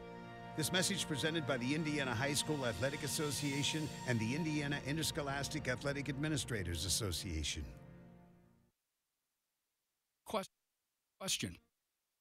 Welcome back here When you on walk Regional into Radio Sports. the boardrooms of the most successful we'll try to get that technical companies here in Indiana. Look at those technical issues worked out before the day's over. We move to the 5th inning. I'm Paul Condry, trying to keep the ship afloat here. Pilots a 7-2 trailer, and here's a ground ball to the shortstop, gobbles it, and that'll be an error on the shortstop. Luke Adams with his second miscue of the afternoon, and just like that, the leadoff man aboard. And the Pilots who came into today's action strictly from a numbers standpoint, with a .935 fielding percentage. Here's one golfed into left field, right at the left fielder on the first pitch. Jack Harris is retired. And that'll bring up Caden Sullivan.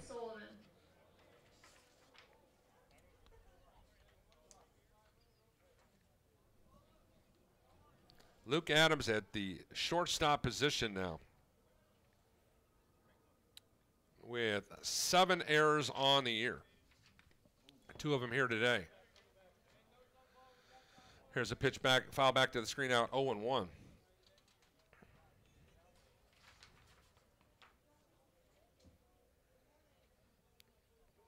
Mason Love had been the club leader. Now he is tied for the club with Adams. Here's 0-2 pitch now here to Sullivan. Love has 7 errors. Adams was 7. Laffey was 6. And Wilburn was 6. That'll give you an idea where the Pilots are in the air department as far as the team leaders, and that's not one of those things that you want to be leading the team in. It's like having your point guard leading your team in turnovers versus assists. 0-2 scenario. Here's a ball golfed off to the right and out of play. Dump. And you can pretty much guess where that one landed. It did not land in the porta potty. That is a good thing. Now the count at 0-2. Brady Harris is on deck for USF. Joining us in the next inning will be Drew Schaus. He'll tell us about the McDonald's All-Star Game that just completed on Monday. What a really neat event that him and his staff put on. I talked with with Dr. Tom Visker earlier this week, or actually it was yesterday, and he said he was really, really happy with the performance of the team, and we'll get some thoughts from him the next time around. Here's your 0-2 pitch with 1 down. Rasmussen, over 70 pitches now. This one's foul back. Now that count remains at 0-2. Brady Harris on deck.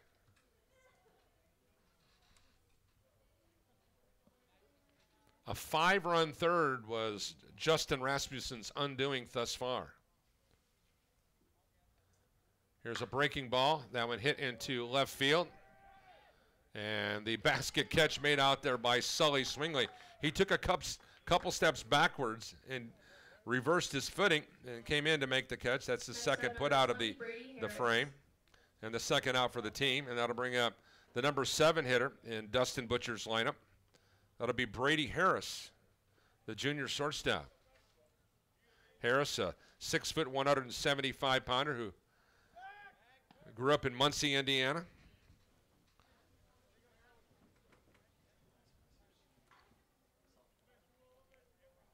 Rasmussen from the pause. Ball in the dirt, kept in front by Mason Love. Love with the butterfly save on that one. Much better goaltending than what we've seen from the Hawks the good portion of the season. Here's the 1-0 offering now to Brady Harris, the Muncie native from the right side. Fouls one back. And now they're kind of 1-1. Once again, don't forget to join us for the Coach's Box on tonight at 6 o'clock. We'll be talking some college buckets. Mike McBride and Scott Cooper will be wrapping up and putting a bow on the CCAC men's basketball as well as the NEI National Tournament Series. Here's a breaking ball, just missing the mark. Rasmussen wanted that one. 2-1. We'll also have a sneak preview of the NCAA men's basketball tournament. So if your appetite is full of basketball, 6-7 at Beef O'Brady's, and here's a strike. Now they're kind of 2-2. Jacob Nagy on deck for USF. Here in the top of the 5th inning. 2-2 count with 2 on. And here's a breaking ball missing the mark. Now they're kind of 3-2. Rasmussen has only had good control of his breaking ball about 15% of the time today. And what makes him effective is when that pitch is in his command, but he has not had it in command today. Here's a fastball, strike 3 call. Harris goes back to the dugout dejected with a backwards K in my score sheet. And that will do it for USF here in the 5th inning. No runs, no hits. There was 1 error and 1 man left on base. When we come back here in the home half of the 5th, the Cougars a 7-2 leader. Rasmussen 82 pitches through the first through the first 5 opportunities. We'll visit with Bethel coach Drew Schaus. We'll be back with more right after this on the Regional Radio Sports Network. Sports give us more than athletes we can root for. They give us leaders we can depend on. Question: so where will we find tomorrow's leaders? Answer: high school sports. This message presented by the Indiana High School Athletic Association and the Indiana Interscholastic Athletic Administrators Association. The debate. Welcome back here on Regional Radio Sports. Glad you can join us here from Bethel. Just a quick thought here. The just been informed, so if my team is listening back at the studios, the Bethel softball games have been moved from Taylor to Bethel tomorrow. Start time, 3 o'clock, excuse me. And that will be 2 games. So, guys, if you're listening back at the studios, if you haven't been informed by Scott Reese, you have been informed now. Once again, 7-2 our score here. Now joining us here, Bethel men's basketball coach. Glad to have Drew Schaus with us. He's also supervising our broadcast here today and making sure that I'm not doing anything, breaking any FCC violations or doing those kind of things. But we're glad to have him here. Got to get a full report from him. But due up for the Pilots, we'll go to the top of the order, and it's going to be Wilburn, Dis, and Kawambi Moss matched up against the St. Francis ace, Matt Baker. And the first pitch to Jake Wilburn is ball 1. Ball hit deep to right field. Wilburn gives it a ride, but in right field, David Miller is there. Drew Schaus, you need to recruit David Miller to play basketball. This guy is a great athlete out there. Yeah, he showed that this year for St. Francis. He didn't play a lot near the end of the year. I'm not sure if there's an injury, but his first hit today showed that he's got a future in baseball as well. Was he the guy that came off the bench in the first game that killed you guys? No, that was actually Will Chrisman, who was a football player. Oh, okay. I remember something to that effect of that happening. So that'll be 1 out as a fly out to, and now I'll bring up Brandon Dis as Baker delivers, and this ball zip foul towards the Pilot bullpen. All right, your first opportunity to kind of match wits with the McDonald's people, the Villing agency. A wonderful job with the All-Star game. Were you happy with them when it's all said and done? Yeah, it was a pretty stressful time as we got going on that, but honestly, it was very rewarding, not only for us, for our players, but for the guys that participated in that game. We tried to plan as much as we could, and everything ran pretty smoothly. Overtime was something we weren't expecting, But I think love the idea. Yeah, the sudden death. Yeah. Did you have that in your mind right from the get-go? I was hoping it didn't get to overtime, but yeah, the sudden death. We wanted to see how intense it could get for that last possession. It's like a shootout in hockey. It really was. It comes down to the first team to score. Yeah. That was a great idea. That really brought a lot of drama. And what was neat about it is because everybody had to play defense really for the only time in the whole game. Yeah, they had to turn around their mindset. It was like, okay, no more dunks. We got to start playing some defense, try and get a stop. I know for me, and I mentioned it to Matt Copsey, who was doing the game with it, I get really frustrated in the All-Star game, not in regards to the dunks. Here's the ball hit high. Second baseman's got a beat on it, and he makes the catch 2 steps onto the outfield grass. But I get stressed out in those games when the guys are shooting 45-footers. Yeah, that was something that was a little frustrating, and kind of glad I didn't end up coaching that because that just takes away from the game. It's still not basketball. If you're going to come across the line and shoot a half-court shot, your name's not Jimmer Fredette or Steph Curry, so you shouldn't be doing that. Well, we saw Demezy Anderson do that a couple times, and he lit up the All-Star game a couple times, but he's got pretty good range. Yeah, he's going to have a really good career at IU. I know this year he played limited minutes, but I know that coaching staff there really likes him, and I think he's going to do well there. Here's the pitch now, the 1-1 to Bethel's Kawambi Moss, batting here for the 3rd time. He is 1 for 2 on the afternoon, had a base hit, scored a run in the first. Drew Schaus joining us here.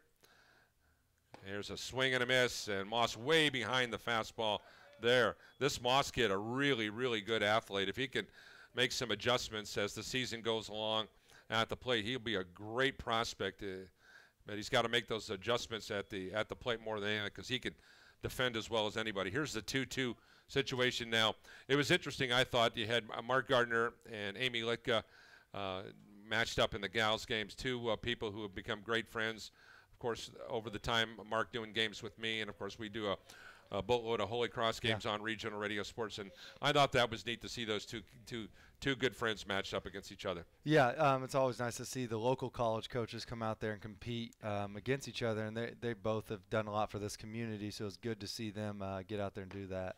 And here is Moss striking out as he had the bat on his shoulder in the inning. No runs, no hits, no errors, and nobody left. We're going to keep it right here. We can continue our conversation with Drew Schaus. Once again, our score in 5 innings of play: 7 runs on 9 hits and no errors for St. Francis, 2 runs on 6 hits and 2 errors for Bethel as we move here to the 6th inning of this 9-inning affair. All right, so the big picture in regards to doing the All-Star game, I know that my good friend Ron Heklinski had coached in the big All-Star game, the national game. Yeah. Was fortunate the year that he was coaching. This guy by the name of James, I don't know, he's from Ohio someplace, was on his team. And he told me it was one of the greatest experiences of his life when you're coaching all those athletes. When you have an all-star game, you've got multiple egos. You've got a wide variety of things going on simultaneously. What is the single biggest dynamic if you're trying to coach those guys? Do those guys really listen to you when you're trying to coach?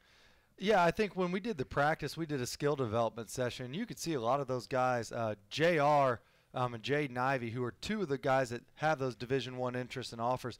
They were really bought into what we were doing skill development-wise along with all the other guys there. So it was nice to see that. This year we had a fewer number of Division I prospects, but the buy-in was there that they came to work. They didn't come there just to dunk and do that. They did do that a little bit, but it was nice to see they bought into just having a good time but also trying to learn a little bit. You know, we're fortunate because we've had a chance to watch a lot of our Division I guys here locally play in this game over the course of the last 8 years. And, of course, now here with the Sweet 16 coming on, we've seen a lot of those guys play in Sweet 16 games. We've seen guys play in Final Four games, so it's been really neat to see those kind of things. Do you kind of keep yourself with a watchful eye when these guys leave Bethel and go to – and it's easy when you're looking at a guy like Hank Smith. Well, you're going to see him for the next 4 years because he's going to be in a Grace uniform. But it's also neat to see your Bethel guys. But those guys who are going far away, it's neat to be able to catch a game when they're playing at some point in time. As the leadoff man for St. Francis hits one to the shortstop, and another error for Luke Adams as he boots his 3rd error of the game as the leadoff man Jacob Nagy is on first base. Next up, number 13, Tony Bowman. So anyways, do you find yourself checking out those games when those guys are playing?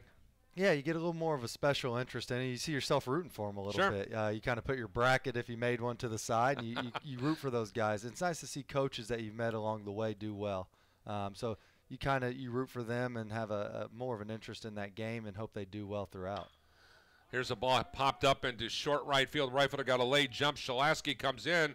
Second baseman Laffey goes back on the outfield grass about 15 paces to make the catch to retire Tony Bova. And that'll be the first out of the frame, and that'll move us to the top of the order. And the aforementioned David, I love to kill the pilots, Miller, is batting here. He is 3 for 3. The only thing that he has done wrong today is he was out trying to steal. But he had a double, scored a run in the first, base hit, scored a run in the third, and had a base hit in the fourth. And let's see what he can do here in the 6th inning as he's still matched up against Rasmussen. There's a pitch outside. Now, I understand that the Pilots got a commit over the course of the last week and a half or so, a youngster coming from the Division II ranks. Are you allowed to talk about that? Yeah, we are. Tyler Smith, he did receive his release, and then he committed to us about a week after he received his release. Unbelievable athlete, even better kid. I've known him since he's a young kid. I watched him grow up. He's from Wayne County, Northeastern High School. So I've had a relationship with he and his family that goes outside of basketball for a long time. So he's someone Pilot fans need to be excited to see. David Miller has worked the count to 3-0. When you have a guy like that, and you look at Cruz coming back as an All-American at the guard position, and you certainly have to like the prospects of those two guys in the backcourt at the same time. Yeah, not only that, but Jared DeHart.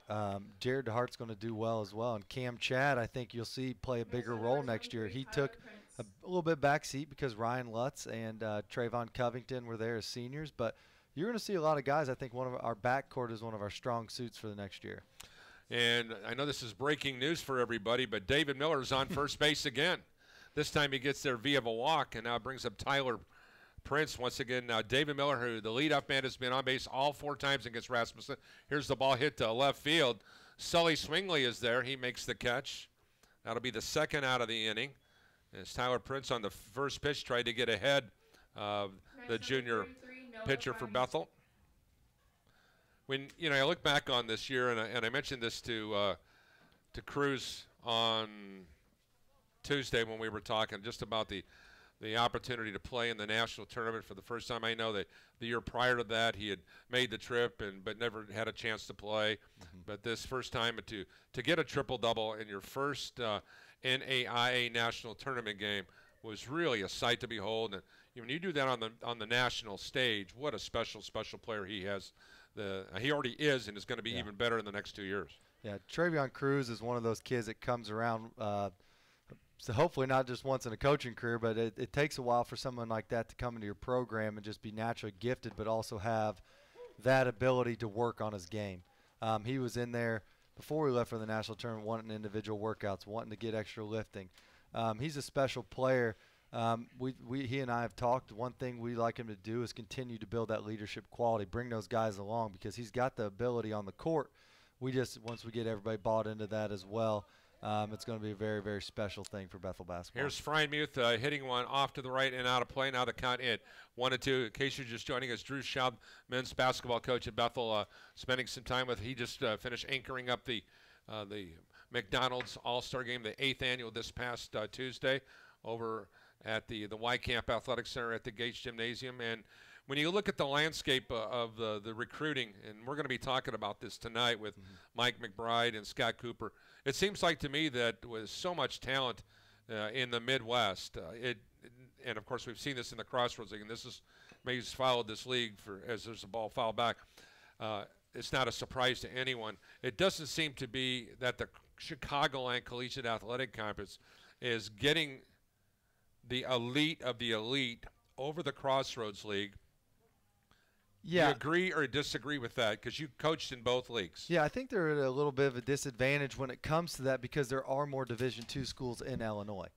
In Illinois, that presents a little bit more of a competition base for you where all your NAIAs are in The majority are Indiana for the Crossroads League, as well as there's one in Ohio, and we've got Spring Arbor in Michigan. So that gives them a little bit more competition to get those kids. Noah Frymuth flies out to the right fielder Jake Shalasky to end the inning. We're going to continue our conversation with Drew Schauth, Bethel men's basketball coach here. And now for Rasmussen, he is up at the 94 in regards to the pitch count. So I'm guessing we're going to see him probably maybe one more inning. I don't think we'll see him go over the 105 mark unless it's absolutely possible. So what's been the most exciting thing for you this year? I've had a chance to watch you grow up. I saw you play in college here after playing 3 years elsewhere. I knew you from when you were playing football at Centerville. And, of course, we had a chance to watch you coach at Holy Cross. You've seen a wide variety of things. What is the best thing that's happened to you in regards to education-based athletics? Just being able to impact the lives. I think that's one thing that's really why I've stayed in it, is the ability to connect and be around these guys and see them grow.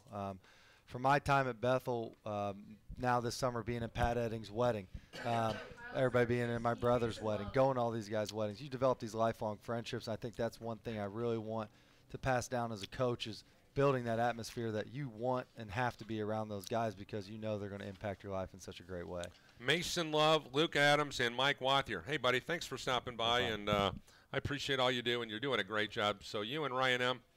Deserve the Heroes of the Month award. So keep up the great work for holding down the fort. Okay, no problem. Thank you.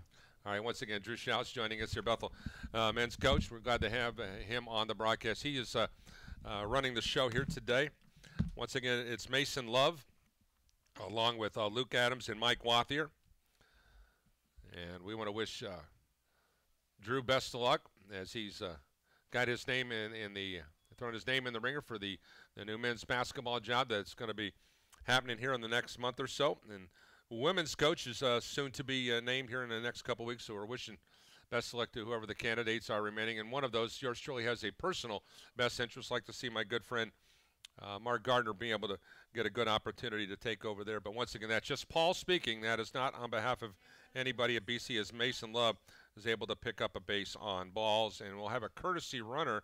Looks like it's going to be Seth Kermode. I believe that is who's going to run for him.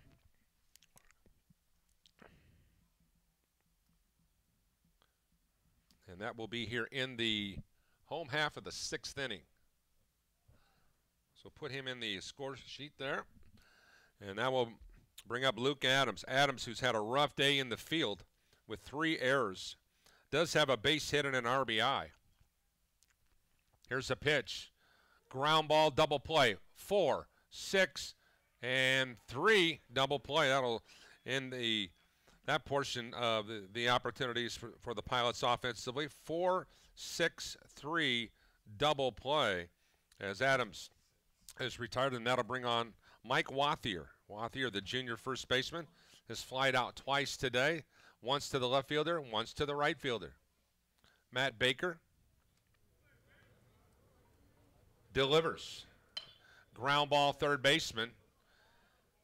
Sullivan across the diamond, and that was an easy one. 5-3 on the putout in the inning for Baker and company. No runs, no hits, no errors, and nobody left. 6 innings are complete here from Patterson Field. Our score, St. Francis 7, Bethel with 2 on the score sheet. We'll be back with more of college baseball live from Mishawaka's Bethel College. We'll be back with more with inning number 7 when we come out of the break. This will be more Bethel baseball on Regional Radio Sports. Is a journey and not a destination. At Teachers Credit Union, we agree. Helping our communities grow has been our mission ever since we began our journey in 1931. And supporting our members' growth has helped us to become Indiana's largest credit union. And we're just getting started. Whatever you want to grow, Teachers Credit Union is ready to help. Visit a branch or tcunet.com today. Teachers Credit Union deposits are federally insured by the NCUA, and we are an equal housing opportunity.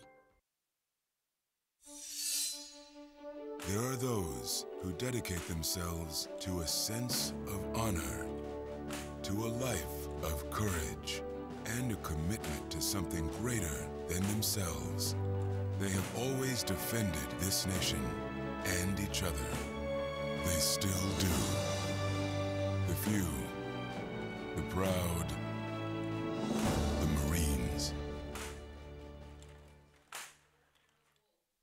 Welcome back on Regional Radio Sports. Taking a look at the broadcast here today. We've got Harold Wolf, Jack Harris, and Caden Sullivan due up for USF here already with a convincing 5-run lead. 7 runs on 9 hits and no errors. 2, 6, and 3 for the Pilots. And here's a swing and a miss as Rasmussen, who that'll be his 95th pitch of the day. And that's 0 for 1 for Wolf. Wolf, who has been all over the place, reached on a fielder's choice in the first, walked and scored a run in the third, reached on an error by Luke Adams in the 5th inning. And here he is in the 7th.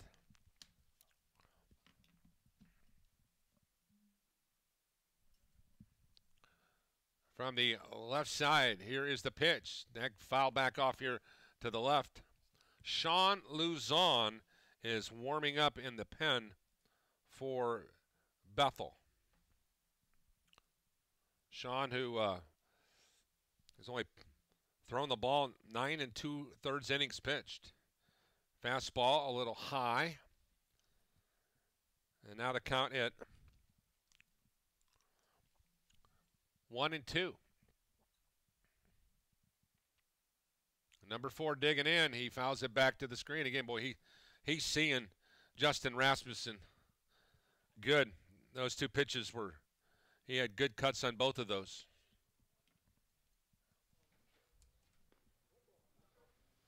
Here's your 1-2 look here for Wolf.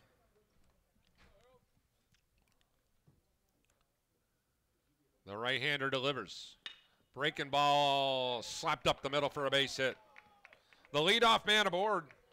And Harold Wolf, once again, has risen to the occasion here today at Patterson Field. He is yet to be retired. Fielder's choice, walk, error, base hit. He's had just about everything and then some.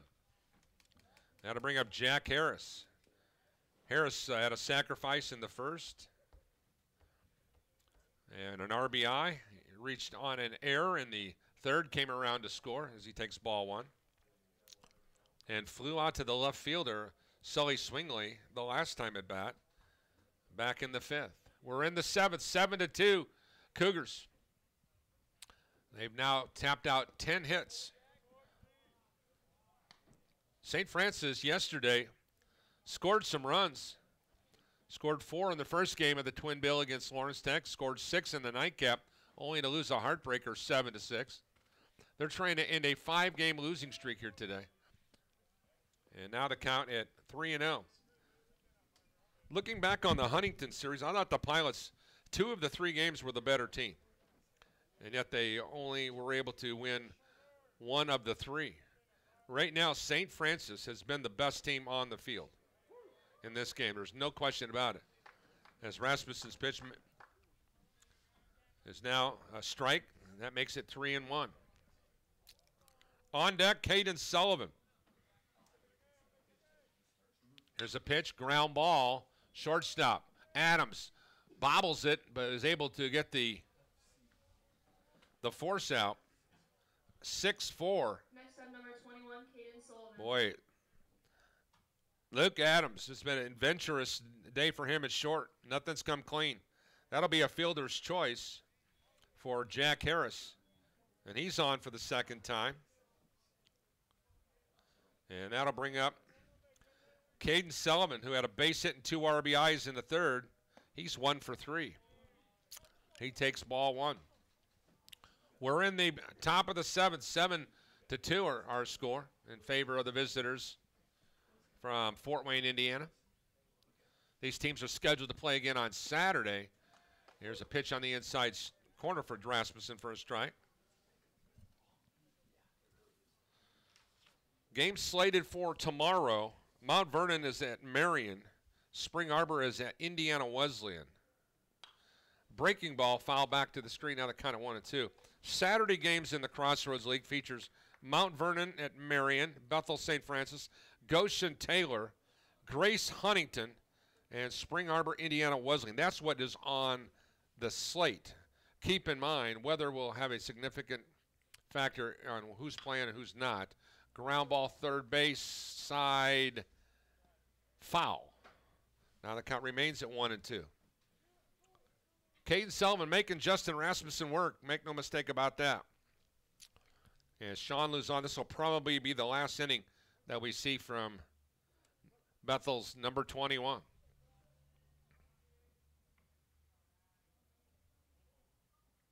Here's Rasmussen on the 1-2 pitch, breaking ball. Ball hit deep to left field. That ball is off the fence. Hit the 327 mark.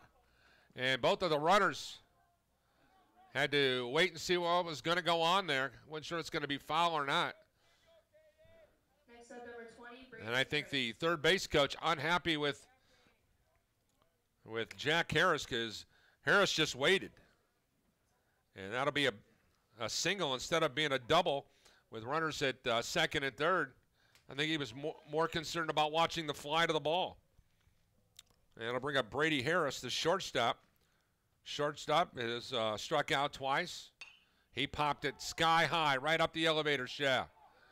The Bethel first baseman comes in to make the catch. Mike Wathier with a good athletic play. And that'll be the second out of the inning. And most importantly, with the runners at first and second, that'll move the number 8 hitter in the lineup, Jacob Nagy, through the turnstiles. 11 hits for the Cougars, 6 for the Pilots. Two significant things you need to know. Pilots with 3 errors, but the top of the USF order has brought out the whooping sticks against the Bethels. Junior hurler has a breaking ball for a strike. That's the first time we've seen Rasmussen throw the curveball on strike one today. And that was a dandy. Probably the second best curveball of the afternoon. And with 2 down, here's the 0-1 look. This time a fastball in the dirt. Nice save by the Bethel catcher Mason Love, who backhanded the ball, or it's going to come back to the screen. Nagy, who started action today, batting .269. He's got 9 ribbies. Here's the 1-1 look. This one in the dirt. Butterfly save made again by Mason Love. Now the count moves to 2-1. On deck, the number 9 hitter in Dustin Butcher's lineup, Tony Bova. A young lineup for Coach Butcher and company. Only one senior in the everyday 9. And that is the next man to bat, Bova. Here's a pitch inside. Now the count at 3-1. Tony Bova waiting in the wings. He'll have an opportunity here if Nagy doesn't bite on this to bat with the bases loaded potentially. Let's see if Rasmussen can grab a hold of that breaking ball and get some control. Here's the 3-1 pitch. He comes with the fastball, and it's foul back to the screen. He had the green light. Now the count is full at 3-2.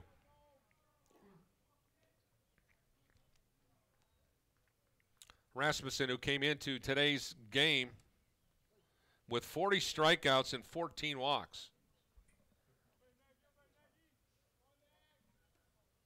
Here's the 3-2 pitch. Runners off and going. Breaking ball hit towards the third baseman. Picks it up, and he throws it across the diamond to close out the frame. 5-3 on the putout in the inning. No runs. There were a pair of hits, no errors, and a pair left on base. And at the end of 6.5, Cougars, 7 runs on 11 hits and no errors. Bethel, 2 runs on 6 hits and 3 errors. We'll be back with more right after this on Regional Radio Sports. There are those who dedicate themselves to a sense of honor, to a life of courage, and a commitment to something greater than themselves. They have always defended this nation and each other. They still do. The few the proud, the Marines.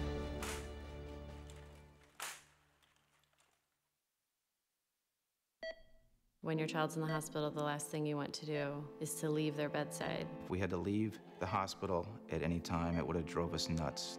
The family room was definitely a blessing for us. We needed to be close to our daughter, and it gave us exactly what we needed at that time. Make a difference in the life of a family when they need it most. Give to the Ronald McDonald House at Memorial Children's Hospital in South Bend.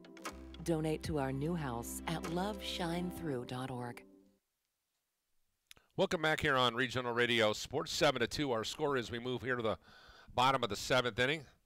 The Pilots will throw Jake Shalaski, Sully Swingley, and Sam Laffey, 7, 8, 9 in the lineup. Give kudos to Kevin Vanderhulst and Michael Delmont, the guys who have called balls and strikes and have made the plays in our umpires. They have been tremendously successful today and consistent right from the beginning. There's not been one pitch argued. And here's the first pitch now here to Jake Shalaski, and that's ball one. Shalaski 1 for 2 on the afternoon, had a base hit, scored a run in the second. Grounded out 5-3. He swings and misses at the second pitch. Now the count at 1-1. 85 pitches for Matt Baker right now at this stage. The right-hander. Here's one foul back to the screen. Now the count at 1-2. Keep in mind that Justin Rasmussen is probably going to finish the game now with 117 pitches, and he is the pitcher of record. And this pitch misses the mark. Now to count at 2-2. Both these boys came into the ballgame with identical 2-1 records. Rasmussen with an ERA of 2.91. Baker with an ERA of 5.18. Here's the ball hit deep to left field. The left fielder makes a fine catch, as that ball was hit pretty good by Shalaski. And that'll be just a simple fly out in the book when it's all said and done for the first out of the inning. I'm going to bring up Sully Swingley. Swingley officially 1 for 1 today. Helped his team with a sacrifice bunt in the second inning. Had a base hit and was stranded in the fourth inning. As he'll be batting here from the left side wearing jersey number 9. 7-2 ball game here in the bottom of the 7th. And that pitch is a swing and a foul tip back into the catcher's mitt. Sullivan Swingley hails from Muncie, Indiana, went to Yorktown High School. He swings and misses. Now the count at 0-2 to Sully. Accounting and econ and finance major. Played in the 2018 Indiana North-South All-Star game at Four Winds Field. He hits one on the nose, and that'll be a base hit. So Sully officially 2 for 2 today. Next up, number 22, Sam Laffey. And that'll bring up Sam Laffey for BC, the number 9 hitter in the lineup. Laffey, who's been retired twice, foul fly to the first baseman, and then a pop-up to the first baseman. Here's a pitch on the outside corner. Just missed the black over there. Now the count at 1-0.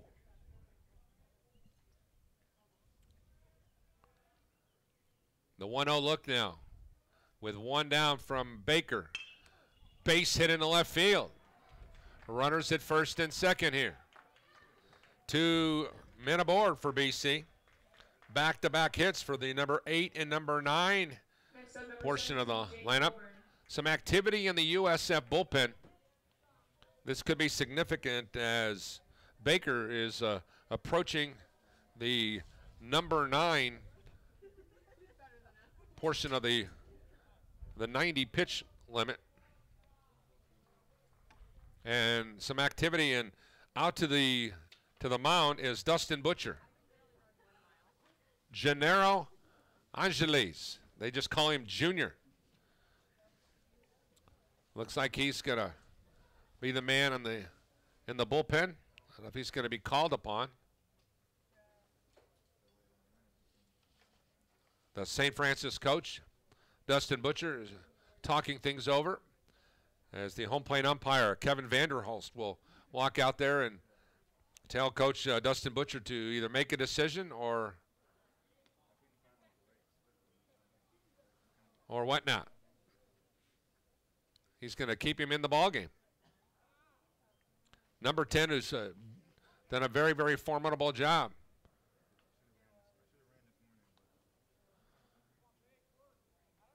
And now, once again, we go to the top of the Bethel order. Jake Wilburn. Wilburn 1 for 3 this afternoon, had a base hit in the second. A couple of flyouts to the right fielder.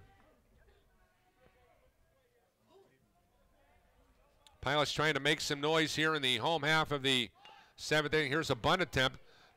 Catcher will try to make the play, and he is going to be safe. That'll be an infield hit.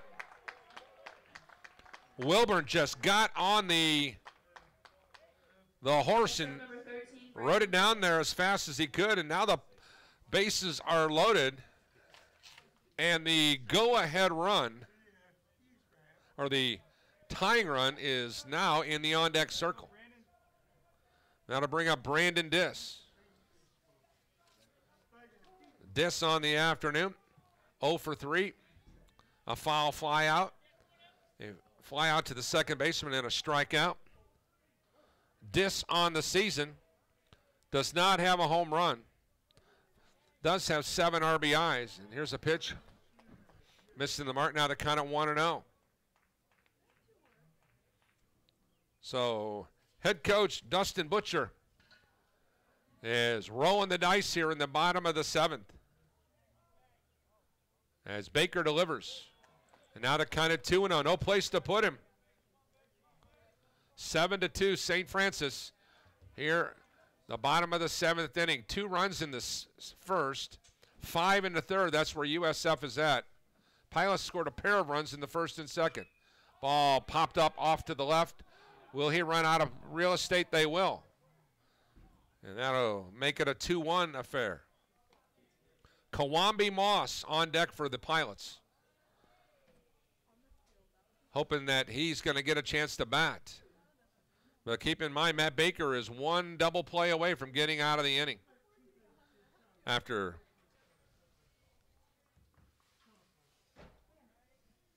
here is the pitch, comes back to the screen. Runner will not go anywhere. And not a bad play. Now, the velocity of the baseball bounced just a tad to the right. The lead runner, Sully Swingley, was very cautious about trying to push the edge of the envelope, if you will, and try to score. So here's the 3-1 count with 1 down. Pitch hit on the nose to center field. That is going to be well hit. That ball is going to be caught along the warning track. 1 run will score, and it's now a 7-3 ball game. Maybe the best hit ball of the day by the Pilots, Brandon Diss. That'll be a sacrifice fly, F8, and an RBI. And now it's a 7-3 ball game. As Swingley scores, Laffey remains at second. Wilburn remains at first. As Baker looks into the dugout. I think there's going to be a pitching change here. Okay. Thanks, Bo. Making sure that the center fielder is okay. He had a nice collision with the fence out there. And once again, it's going to be Kawambi Moss. Moss had a base hit, scored a run in the first, grounded out to the third baseman in the third, struck out in the 5th inning. Cougars in search of their 4th win in Crossroads League play. Pilots in search of their 5th. And there's an appeal play here. And the runner, and that's just a heads-up play there by Coach Dustin Butcher, just to take a chance to see if the Pilot runner Swingley had left too early. Here's the first pitch, breaking ball to Moss. Way out of the strike zone, now the count at 1-0. Moss, who came into today's action with 9 RBIs. Good place for number 10 right here. Here's the pitch. Fouled off to the right and out of play. as it's getting a little cloudy here from our broadcast locale.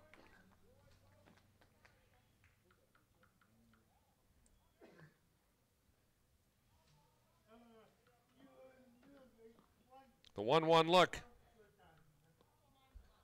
with 2 down. Still 59 degrees overcast. Don't believe the rain is going to come our way. It's down near Napanee right now. Here's a pitch right down Main Street for a strike. Now the kind of 1-2 to Kawambi Moss.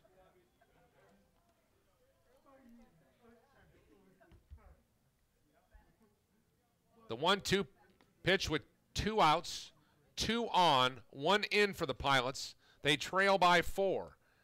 Here's a pitch, and now the count even at 2-2.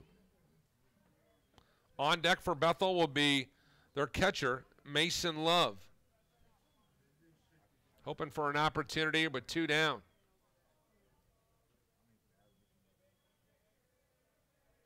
Baker taking his time. He steps off the bump. And now we'll do it all over again as Kawambi Moss settles in here from the right side. Here's the pitch, breaking ball, slice off to the right and out of play. Defensively, Caden Sullivan, Brady Harris, Tony Bova, and Harold Wolf is the infield for St. Francis. From third to first, the outfield, Jack Harris, Noah Frymuth, and David Miller from left center and right. The battery of Baker and Jacob Nagy. Here's the pitch, and that was right in the wheelhouse, and he fouled it back again. Once again, the count remains at 2-2. Kawambi Moss making Matt Baker work a little extra hard here. The number 3 hitter in the lineup. This will be the 7th pitch to him. From the deep pause, here's the pitch. Foul back to the screen again. Moss staying alive.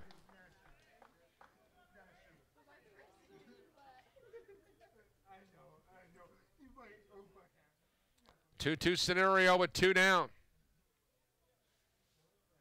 Home half of the 7th. The Pilots have pushed across the run to close the St. Francis lead to 7-3. Here's a pitch. Hit into right field. That is going to be a base hit. Runner's going to come around to score. And it is now a 7-4 ball game. Kawambi Moss with a great at-bat. Outstanding at-bat by Moss. At-bat, Mason Love. As Laffey is able to score the 4th Pilot run.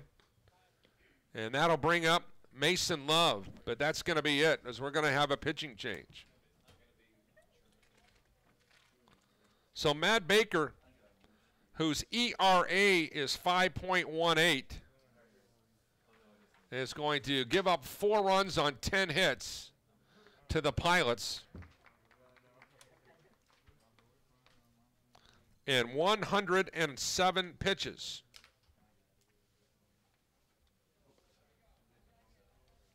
As the responsibility will be Wilburn, who's at second base, Moss, who is at first base.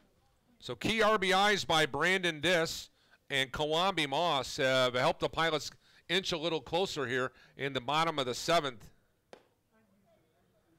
As the new pitcher for the University of St. Francis is Gennaro Angeles. Angeles, they nicknamed Junior, 6'1", 180-pounder. Let's take a sneak peek at his numbers on the season.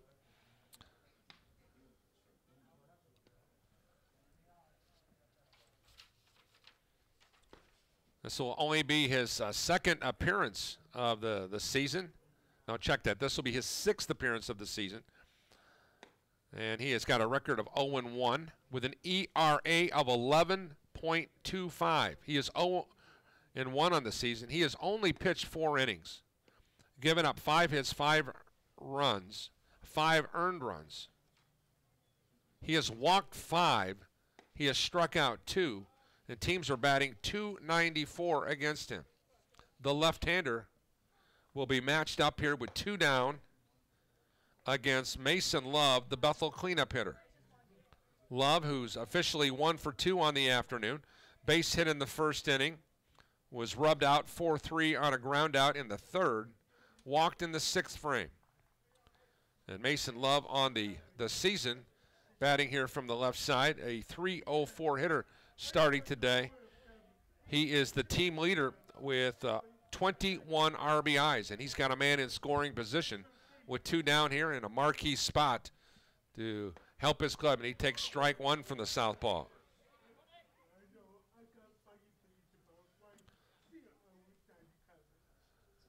Once again, here's your 0-1 look here to Mason Love with runners at first and second.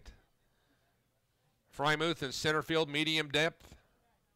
And the infielders back at double play depth. A breaking ball misses on the outside. Now the count at 1-1 to Mason Love. Pilots come into the ballgame averaging 6 runs per ballgame. And with an on-base percentage at .371, a slugging percentage at .343.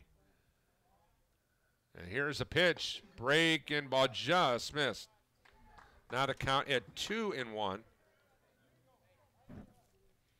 Hoping to get an opportunity, Luke Adams, who's on deck. Adams, been a rough day in the field for him. 2-1 situation with 2 down. Tell me he wouldn't love to come up in this inning and drive in a run or so. As Love asks for help.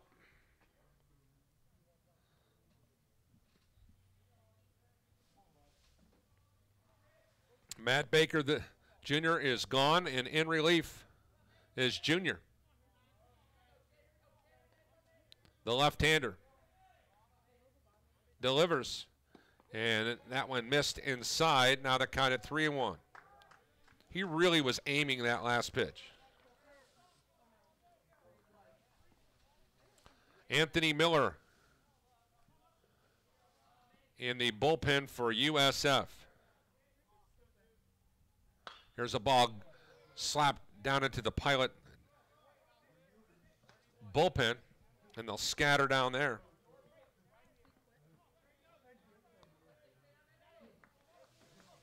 Gennaro Angeles, a 6'1", 180-pounder from the Circle City. Now has worked the count 3-2 here to Mason Love, the left-hander. With 2 down, runners will be off and going. As Love steps out again, the mind games continue. Seth Artman has given the sign here to Love. And here's the 3-2 look from Angeles. As Junior lets her rip, breaking ball, strike 3 call. As Mason Love strikes out with the bases, with runners at first and second, and that'll do it for the Pilots. Love throws his bat in disgust. Now, home plate umpire Kevin Vanderhulst rung him up, deservedly so, because it was a strike all the way. 2 runs for the Pilots in the inning on 1, 2, 3, 4 hits, and a pair. There were no errors and nobody left on base. And at the end of 7 complete innings of play, St. Francis 7, Bethel 4. We'll be back with the 8th inning right after this on Regional Radio Sports.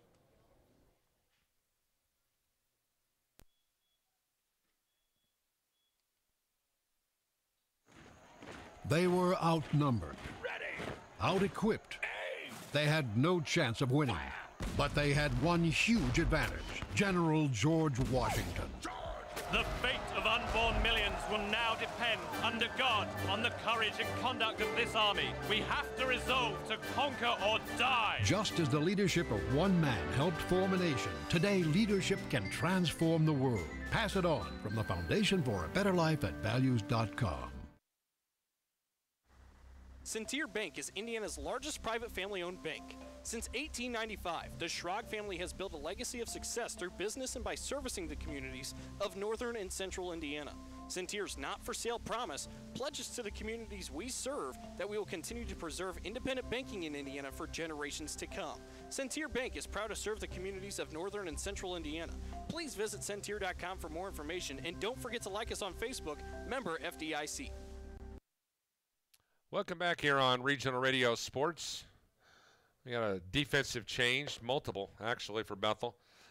Mason Love was thrown out of the ballgame by the home plate umpire after arguing on the balls and strikes call. From my vantage point, when we've talked about it up here in the broadcast booth, it was one of those, the first two pitches were in the same vicinity, were not called strikes, but this one was a strike, and I'm going to back Kevin Vanderhulst on this one. Love needs to keep his cool about him, doesn't need to throw the bat. And that is really the case here. So for St. Francis, it'll be Tony Bova, followed by David Miller and Tyler Prince. And he'll be matched up against the Bethel. Here's the ball popped up back here as Josh Gillum, the new Bethel catcher, gives it the old college try. Gillum now in behind the plate for Bethel. Is now pitching for the Pilots is Seth Kermode. No, check that. My apologies. That's going to be Sean Luzon. Luzon, a 3.72 ERA. This will be his fourth game. And he has got 9 2/3 innings pitched, giving up 11 hits, 5 runs, 4 earned runs. He's got 7 walks. And this pitch is a little low now to count of 1-0. He has 5 strikeouts. He's given up 3 doubles, and teams are batting .289 against him. Sean Luzon in relief for the Pilots. Sean,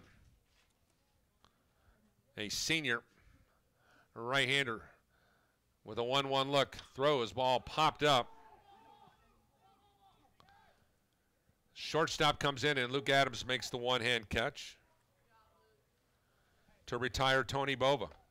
Bova is the only guy in the St. Francis lineup that has not reached base.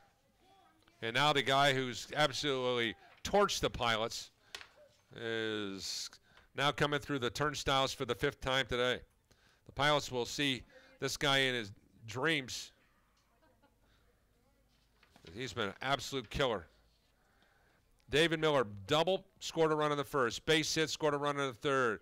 Base hit in the fourth. Walked in the 6th. He is yet to be retired. Officially 3 for 3. And now he's taking a 1-1 count here against Luzon. Swing and a miss. Now the count of 1-1. Sean Luzon just blew that one past him. So he is not Superman after all. The White Pigeon, Michigan native. Big 6'5", 205-pound frame. This pitch gets away. Now the count of 2-1. Your storyline will be David Miller, if this thing continues to go in the direction it is. Here's the right-handers swing, and he fouled it back here to the screen.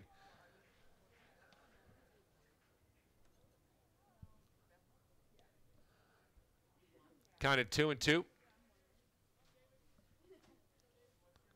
Tyler Prince on deck for USF. 2-2 look from Sean Luzon. Breaking ball, strike 3. He rung him up. And David Miller is retired for the first time. It is time to get out the party favors and let it go, as David Miller is retired for the first time today. And now to bring up Tyler Prince. Prince, base hit, scored a run in the first, flew out to the left fielder in the third, struck out in the fourth, flew out to the left fielder in the sixth. Luzon delivers, strike 1 on Prince. Prince, I don't think he liked the call. Now the count 0-1 now. Sean Luzon, who's in the ballgame, in relief. This pitch misses the mark. Now the count 1-0. Justin Rasmussen, with 117 pitches, is responsible for the 7 runs and 11 hits. Here's the right-handed pitch by Luzon inside, missed the mark. Now the count of 2-1.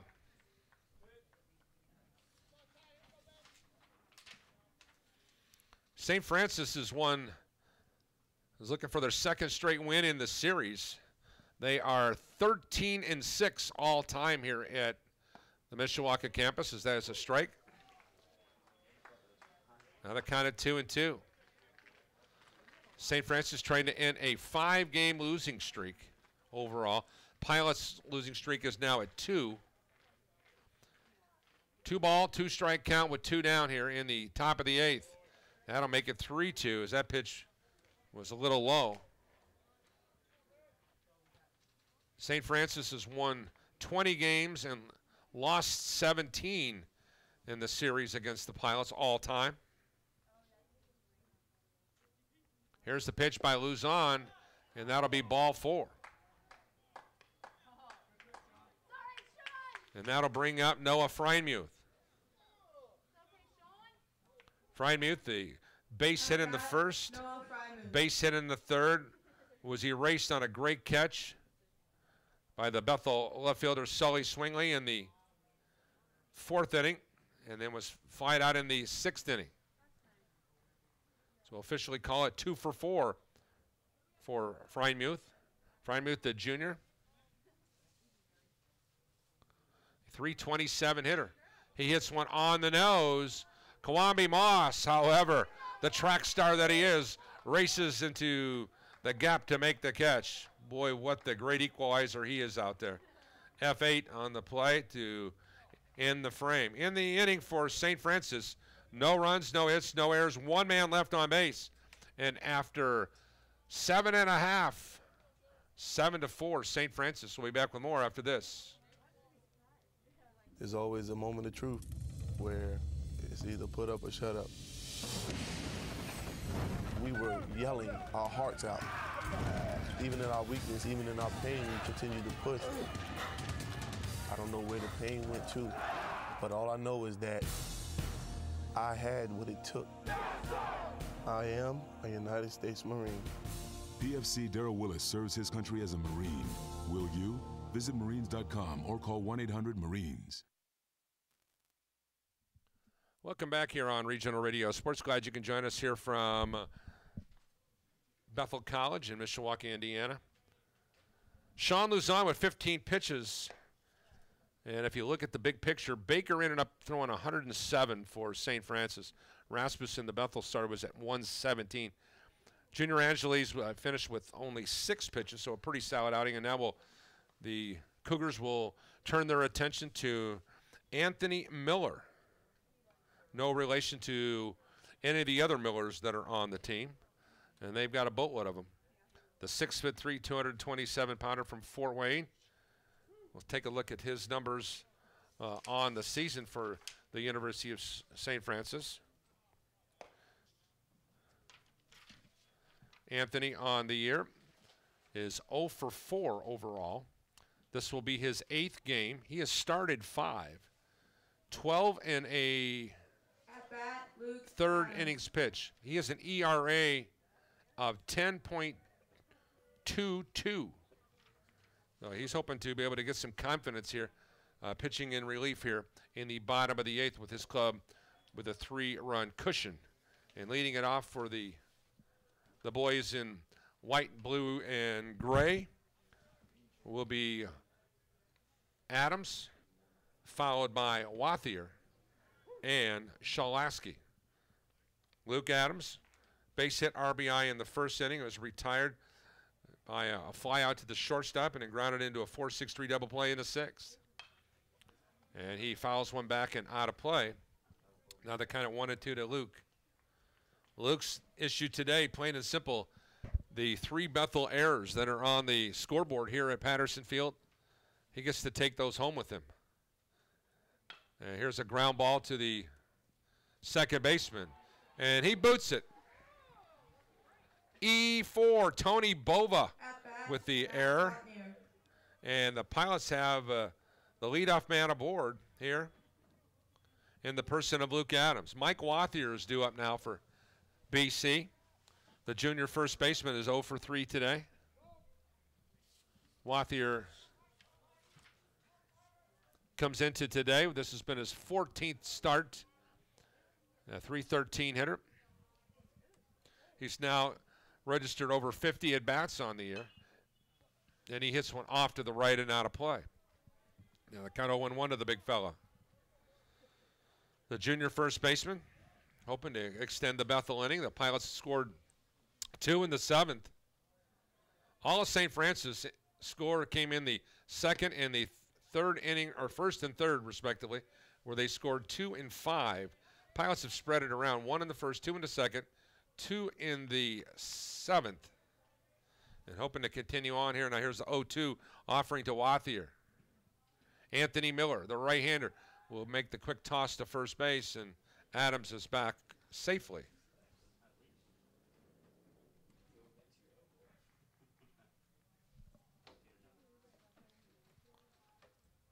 Here's the 0-2 pitch from Anthony Miller.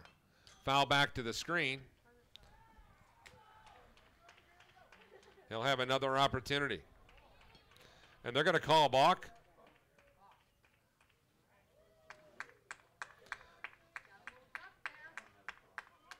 Just a pass ball. Are they going to say the dump ball hit the bat or not? Okay, so now the coach for Dustin Butcher, it didn't appear the ball hit the bat, but who knows? So the balk moves him over to second base. So runner in scoring position on the balk. And Mike Wathier, as head coach Dustin Butcher, wants to make sure his pitcher's got all the details in order here now. Anthony Miller, the junior. Now looking at an 0-2 scenario to Wathier with a runner in scoring position. And he's asking for the catcher, Jacob Nagy, to come out to the pitcher's mound to discuss what they're going to have for dinner tonight at Beef O'Brady's. They're going to say, we need to hurry up this game so we can get out to Beef O'Brady's for the coach's box. We'll be out there from 6 to 7 Eastern time.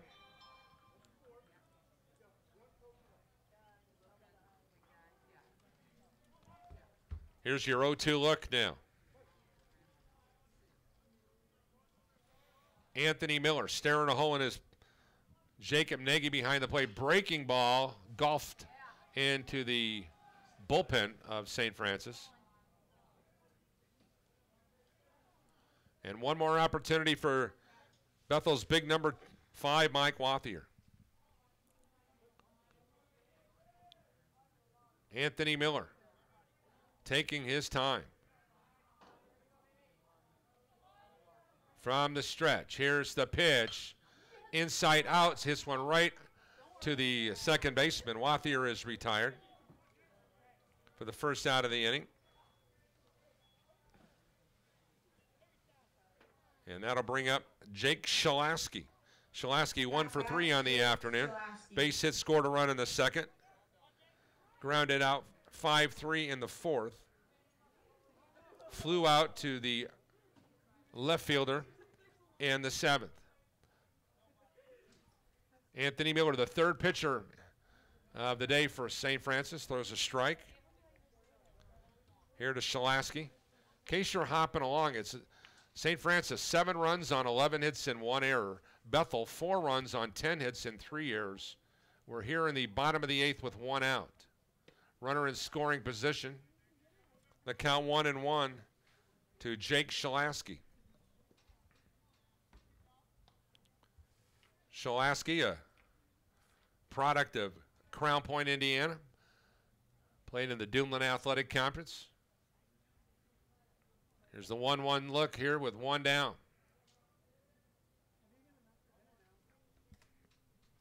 Here's the pitch. Caught the outside corner. Now they kind of 1-2.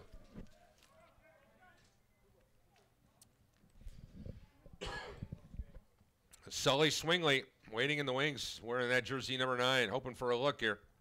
Waiting on deck. Runner in scoring position. Shalaski swings and misses. Strike 3. 2 down now in the 8th. And that'll bring up Sully Swingley. Pilots down to 4 outs now. At bat, Sullivan. As Sullivan sacrifice bunt in the second inning. Base hit in the 4th. Base hit and a run scored in the 7th. And what's been unique about this Bethel team, it's usually been 1 through 6 that's been the most consistent. The bottom order has really struggled, but that's not been the case today. The bottom of the order has been productive. The bottom of the order has 4 of the Pilots' 10 hits. Now they're kind of 0-2 now here to Sully Swingley. 2 down is Anthony Miller trying to shut the door here on the Pilot rally in the bottom of the 8th. Swingley asks for a timeout. Granted by home plate umpire Kevin Vanderhulst. Here's the 0-2 look from Miller.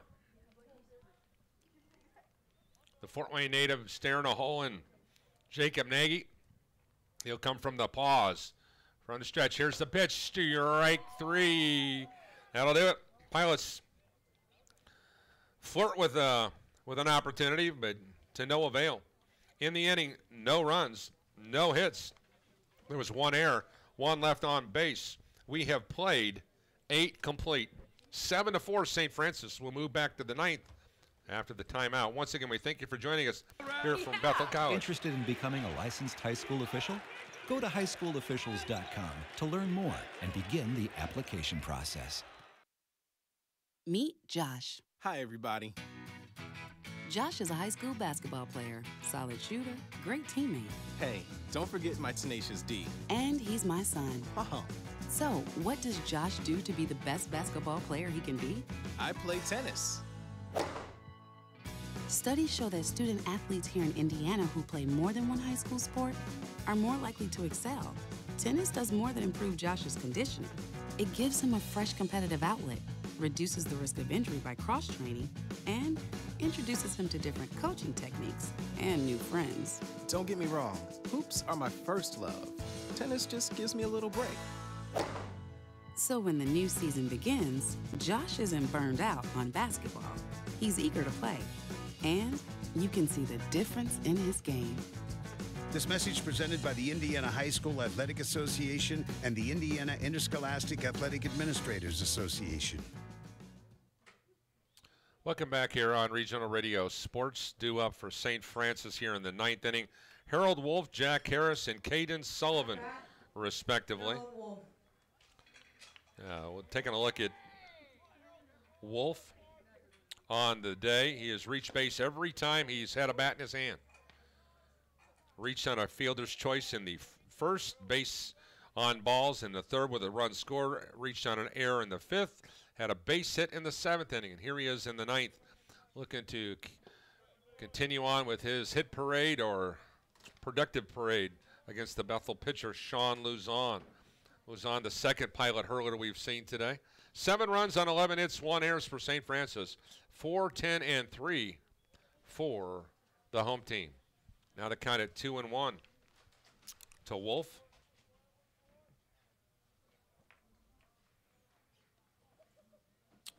Here's the 2-1 look.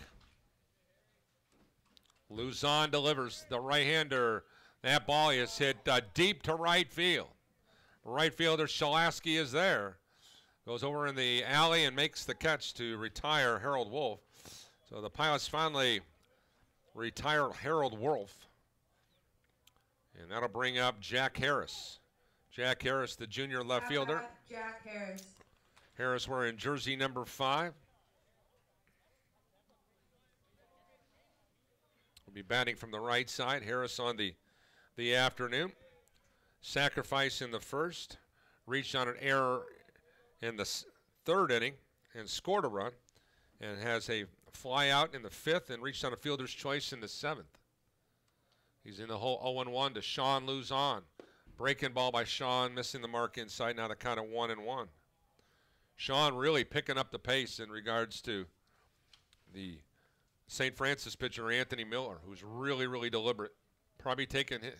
Here's a pitch, missing the mark. Now the count of 2-1. Caden Sullivan on deck. These teams are scheduled to be back at you on Saturday, weather pending. If that is not the case, then this game the doubleheader will be moved to Tuesday. based upon conference rules. So will these see these teams potentially either Saturday or Tuesday? We'll have the doubleheader 7 and 9. That is the initial game plan. Once again, weather pinning. Here's the ball hit into right field. Shalaski is there, and Shalaski makes the catch to record the second out of the inning. 2 up and 2 down for Sean Luzon, the senior. That'll bring up Caden Sullivan. Sullivan, who is 2 for 4 this afternoon, has 2 RBIs and a couple flyouts. And he's matched up here against Sean Luzon. No changes in the Pilots defensively except for behind the plate where Josh Gillum, as that ball is fouled back to the screen. Gillum was inserted into the lineup after Mason Love got the heave-ho from the home plate umpire, Kevin Vanderhulst, for throwing his bat after he argued with a call. Here's a pitch, swing and a miss. Sullivan now finds himself in an 0-2 hole. Wilburn, Adams, Laffey, and Wathier infield third to first. The outfield remains at Swingley, Moss, and Shalaski. The battery of Sean Luzon and Josh Gillum. Here's a foul ball. The count remains at 0-2. 2 down here in the top of the ninth for St. Francis. If you're thinking ahead to what the Pilots have, they'll start with 9-1-2. It'll be Laffey, Wilburn, and Dis due up for the home team. Here's the pitch. Comebacker, and it will go into center field for a base hit. Sean Luzon couldn't get the mitt down in time. That's a nice piece of hitting for Caden Sullivan, and he deserves it to be 3 for 5 today, the way he's handled the bat today. And that'll bring up Brady Harris. Harris has a base hit. You have a change? At bat, okay. Tanner Gaff now batting here for Harris. Thank you, Andrew Boat. Harris goes Tanner Gaff, a 6'4", 220-pounder from Columbia City. He's a junior. Tell you what, this St. Francis lineup, athletic and big. If Kevin Donnelly needed any help with his football team, and he doesn't with his record, he certainly can go to the baseball team. Got plenty of good-looking athletes in the on this team for sure. Here's a runner off and going, and that'll be a stolen base standing up for Sullivan. First stolen base of the day, which is really somewhat of a surprise. We thought we would see more out of this St. Francis team as far as running, but they really haven't had to. That'll be the 40th stolen base of the year for the Cougars against 52 attempts. Now here's a pitch that's going to be a ball. Now they counted 2-1 to Tanner Gaff.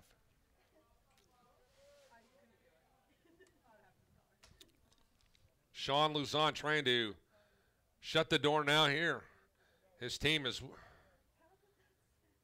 within striking distance at 7-4. Now they counted 3-1.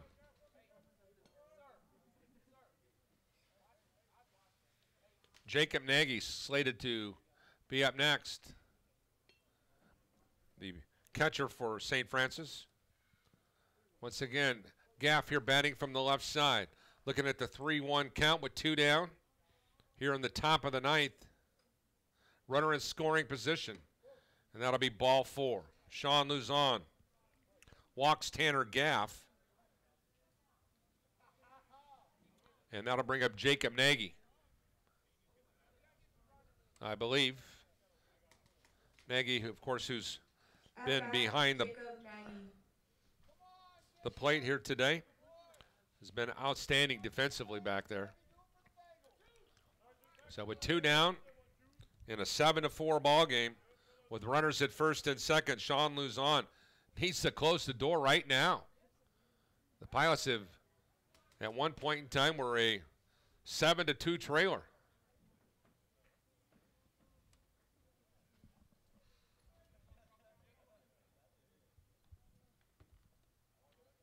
Here's the pitch. Little high. Now the count at 1-0. Quick reminder coming up a little bit later on tonight from Bethel Brady's in Granger. We'll have the coach's box. Yours truly slated to be there along with Matt Copsey. Are we talking some buckets with Mike McBride of Holy Cross and Scott Cooper of IU South Bend. And just talk Drew Schaus into coming out and hanging out. So we'll have here on the eve of the Sweet 16, we'll be talking some buckets. Always a good place to be talking buckets in March. Here's the 1-1 count with 2 down. Luzon looks. And Sean, who looked over to second base and realized that the runner really wasn't that far off the bag. It would not have been a good idea to throw it. Here's one. And Nagy tries to catch up with that pitch. And now the count at 1-2. Jacob Nagy, the junior.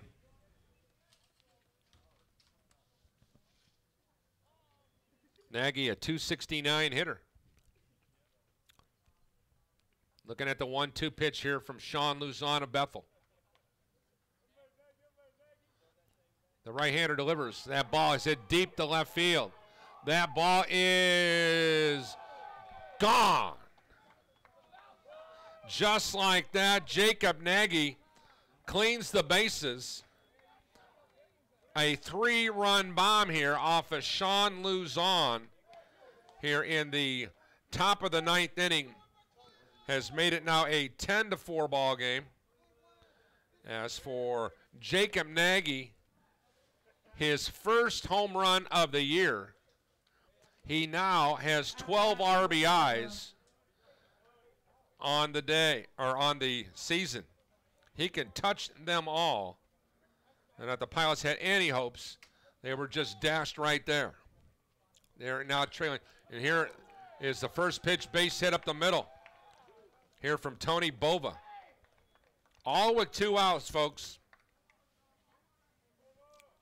The first 2 men, Wolf and Harris, flew out. And now with the score 10-4 is Michael McCowan is now batting for David Miller.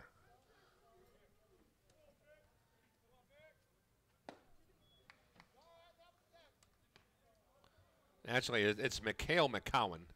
Let me correct myself there. Mikhail McCowan. There's a quick toss over here to first. Mikhail McCowan, who hails from Fort Wayne, Indiana, 6-foot, 175-pounder. McCowan, who's an everyday guy who's started 29 games, or check that, 23 games. A .227 hitter. He's got 15 ribbies and a homer. Is once again now the count at 0-2. McCowan takes the pitch, runner off and going. Ball hit to right field. Jake Shalaski is there, and Jake makes the catch to retire the side. Shalaski was a busy guy out there. He made all 3 putouts in the inning. The Cougars are up for 3 more, 3 runs on 3 hits. No errors, 1 man left on base. And at the end of 8.5, 10-4, St. Francis will be back with the bottom of the 9th right after this on Regional Radio Sports. They came from every corner of the country, from small towns and big cities. But they all shared one thing in common. They belonged to a family called Marines, a tough and determined few dedicated to protecting everything we hold sacred. And still, they come. Celebrate the history of those proud few who have earned the title Marine. Well, let's get you an update here real quickly. Yours truly, as soon as the game goes, has to get out to host the talk show out of Bethel Brady. So I tried. All right, let's try this again. I just lost this feed.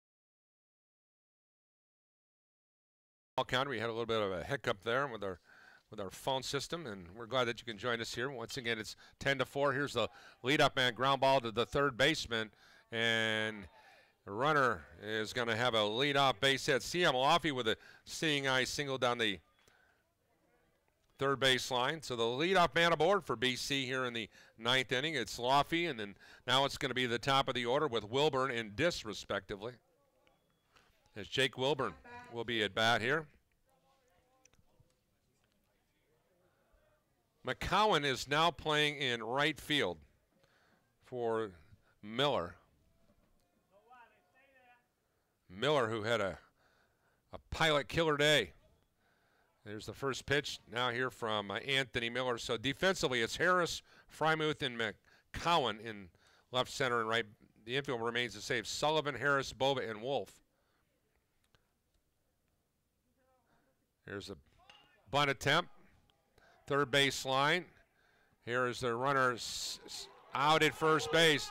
Boy, the Pilots, he was way off the bag on the play. And let's wait and see if the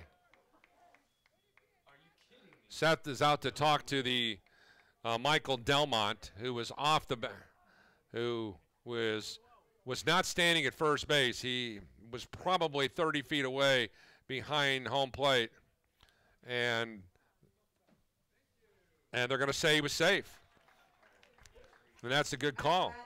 So that will be a base hit, infield hit, runners at first and second. Now that's a good call. A good play by Seth to confer, and a good job by the umpires, Kevin Vanderhulst and Michael Delmont, to get together and get the call right. That's what you want to do. The home plate umpire, Kevin Vanderhulst, had the best view because Michael Delmont was to the left of the second base bag in the infield. He could not see if the guy was off the bag or not. So in defense of Michael Delmont, I'm going to give him kudos for conferring with Kevin Vanderhulst to make the right call. Runners at first and second, nobody out. And that brings up Brandon Dis. Dis now is ahead in the count, 2-0. So the first two men aboard here. Pilots trail by 6 here in the ninth.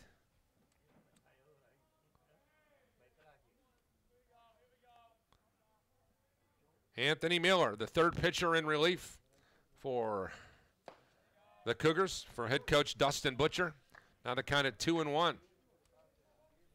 St. Francis scored 2 in the first, 5 in the third, and 3 in the ninth. The Pilots scored 1 in the first, 1 in the second, 2 in the seventh. Here's a ball fouled off to the left and out of play. And here we are in the bottom of the ninth. 10 runs on 14 hits and 1 error for USF. Bethel with 4 runs on 12 hits and 3 errors. The errors playing a significant part of the game, as well has been the 14 hits. There's the ball hit off to the left, and once again out of play. Now the count at 2-2. The tail of the tape has been in the battle of the aces. Justin Rasmussen just was out-battled by Matt Baker. Rasmussen, who came into today's game with an ERA of 2.91, Baker with a 5.18. Baker was just better this afternoon. It's that simple. And the hot-hitting David Miller and Tyler Prince, and we can go up and down the line, they were much better at coming up with the key hit during the course of the game compared to the Pilots. The top of the Pilots' order has been okay today in regards to hitting the ball, and only okay, whereas St. Francis has been dynamite. Here's a breaking ball, just missed inside. Now the count at 3-2. Kawambi Moss on deck for the Pilots, the junior center fielder. But he's going to count on fellow classmate Brandon Dis right now to continue the inning. Here's the pitch outside, and now the bases are loaded. Now you tell me those 3 runs the Pilots gave up in that top of the ninth aren't huge now, because had they kept them off the score sheet, Kawambi Moss would be the go-ahead run. But that is not the case. It's 10-4. Anthony Miller delivers, swing and a miss as Moss was going for the fences. The fastball just absolutely blew him by him. Moss with a pair of hits today and an RBI on the resume. Here's the 0-1 pitch. As Anthony Miller can just rear back and fire. And that pitch misses the mark outside. Now the count at 1-1.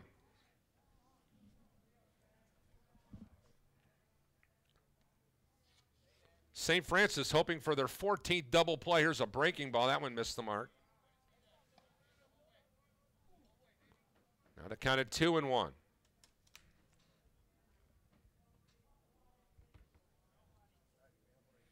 Here's a pitch. Strike. Now the count at 2-2.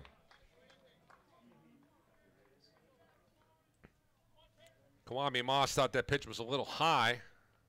Here's the 2-2 pitch now. That one low. Now the count at 3-2.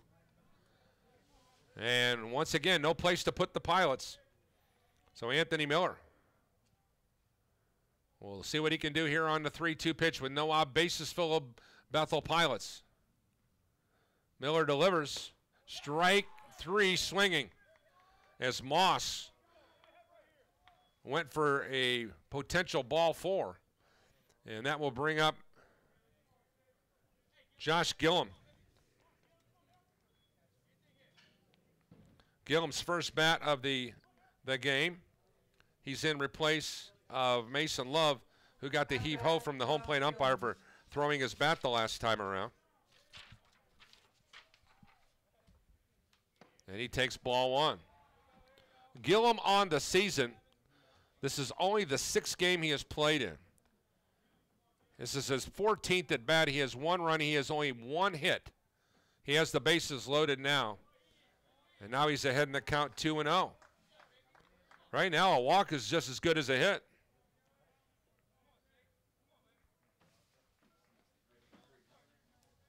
Gillum with 2 RBIs, and here's a strike. Now the count of 2-1. On deck, Luke Adams for Bethel.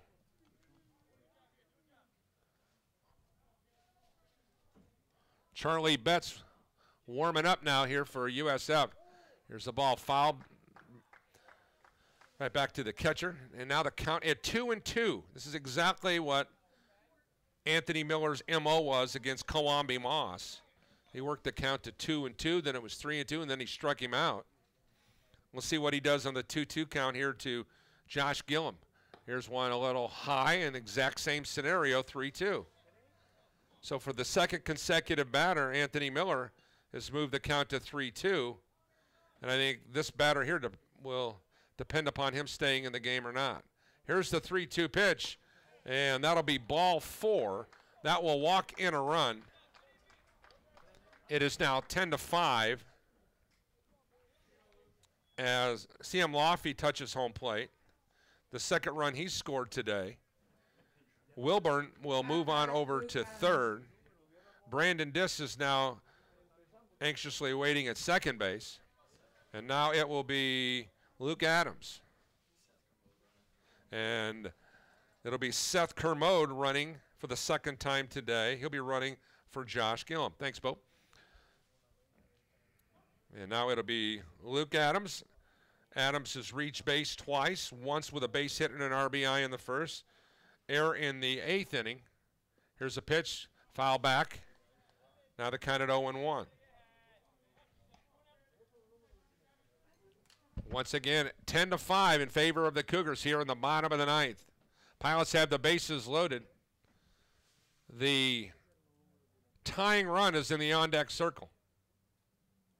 Here's the ball hit on the nose. Right fielder's got a beat on it. Makes the catch.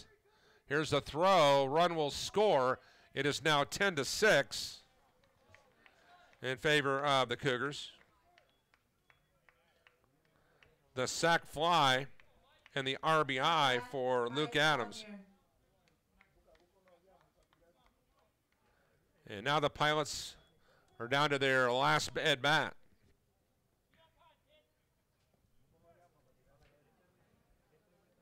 Once again, we'll have a quick wrap-up here today, and then we're off to Beef O'Brady's for the Coach's Box on 91.1 FM and Regional Radio Sports. You can listen to that broadcast on www.globeradio.org. That's GLOBE